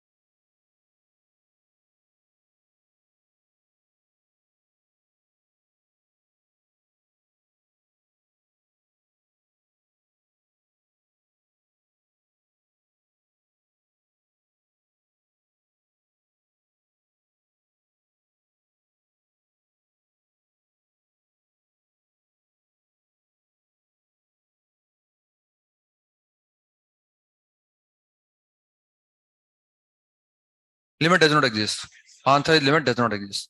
अब देखो हम जानते हैं अगर मैं 1 रख देता तो कितना आता, 1 रखने पर कितना आता, नहीं प्लस साइन अगर यहाँ होता तो 4, हम जानते हैं प्लस साइन नीचे आएगा, वो प्रॉब्लम क्रिएट नहीं करेगा, उसको अलग से लिख लो 4, है ना, क्योंकि प्रोडक्ट और डिवीजन में अगर किसी फंक्शन के लिए नॉन जीरो फाइनाइट हो उसको अलग से, ऐसे में प्लस साइन लूंगा वो ऊपर आएगा, उससे कितना आएगा तो उसको अलग से लिख लिया मैंने।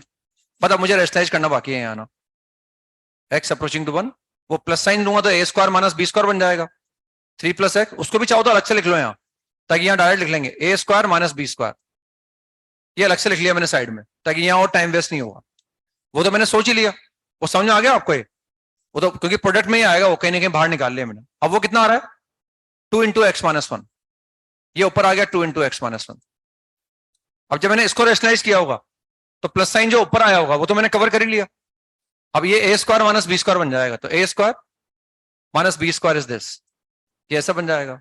तो वहां से मैंने माइनस साइन कॉमन ले लिया and we get x² - 2x + 1, तो ये बन गया -x - 1 का होल स्क्वायर। किस तरह का फॉर्म बन गया 0/0, x is not equal to 1, तो इस नॉन जीरो नंबर को नॉन जीरो नंबर से काट दो, तो ये कितना आ जाएगा -1, -1 तो मैंने बाहर निकाल लिया, -2 बाहर निकाल लिया, और ये आगे limit x approaching to 1, x approaching to 1, and what do we get to 1 upon x - 1. Now what we can say about this, limit does not exist, 1 plus पर इंफिनिटी आएगा मतलब माइनस इंफिनिटी आ जाएगा, और 1 माइनस पर ये minus infinity plus infinity आ जाएगा, तो वो उसको बाहर निकाल लो, वरना वो बहुत लंबा सवाल हो जाता है, ऐसा कर अपन लिखते रहते हैं ना बार बार उसको। तो ये प्रोडक्ट और डिवीजन में कर सकते हैं, सम डिफरेंस में नहीं कर सकते, सम डिफरेंस में तो अलग अलग तभी लगाएंगे अपन तो दोनों एग्जिस्ट कर रहे होंगे, या फिर उसको ओवरऑल एक फंक्शन बना के एलसीएम वगैरह लेके कैलकुलेट करेंगे और तब जाके उसको निकाल पाते हैं वरना। ये एक सवाल लिख लो, ये करके लाना है घर से आपको ना। If fx is equal to 1 + x less than 0, 2x - 1, x is greater than equal to 0, gx is equal to 4 - x is less than -1 and 2x + 7, x is greater than equal to -1, then evaluate limit x approaching to -1, f of gx, ये निकालना है ना। हल्का सा मैं बस ये थोड़ा बोलना चाहूंगा, हालांकि कि आपका टाइम हो रहा है वैसे, limit x approaching to 0 fx, अगर मुझे ये निकालना होता ना तो मैं बड़ी आसानी से निकाल लेता इसको, क्योंकि मुझे फंक्शन पता है एक्चुअली। अगर मैं ये लिमिट निकालता तो इसको देखकर अपने आप मेरे दिमाग में आता कि मैं 0+ के बारे में अलग से सोचूंगा और 0- के बारे में अलग से सोचूंगा, क्योंकि ये लिमिट निकालने के लिए मुझे ये चाहिए, और अगर x 0+ होगा तो fx यहां से आएगा, और अगर x 0- होगा तो ये fx यहां से आएगा, तो मैं ये बड़ी आसानी से निकाल लेता। राइट हैंड लिमिट निकालता मैं यहां से आती, लेफ्ट हैंड लिमिट में वहां से निकाल लेता। लेकिन अब ये निकालने के लिए या तो मैं ये सोचूं कि भाई ये फंक्शन ही निकाल लूं, क्योंकि मुझे fx और gx दोनों पता है, तो मैं फोगेक्स निकाल सकता हूं, है ना, ये फंक्शन में पढ़ाते हैं हम आपको। तो एक तो ये फोगेक्स निकालने की कोशिश करो आप, या बिना फोगेक्स निकाले भी निकाल सकते हैं ना।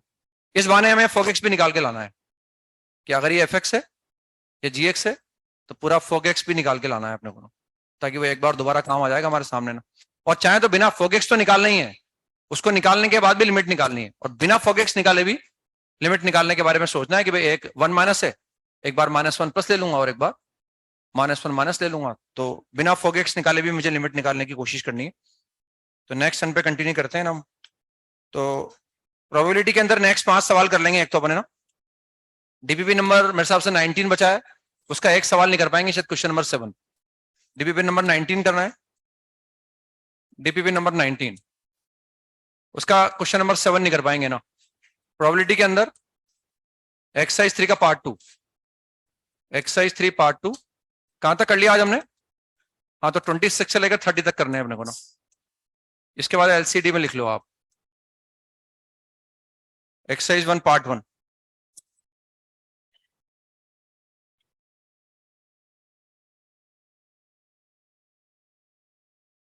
पार्ट 1 में एक्सरसाइज 1 पार्ट 1,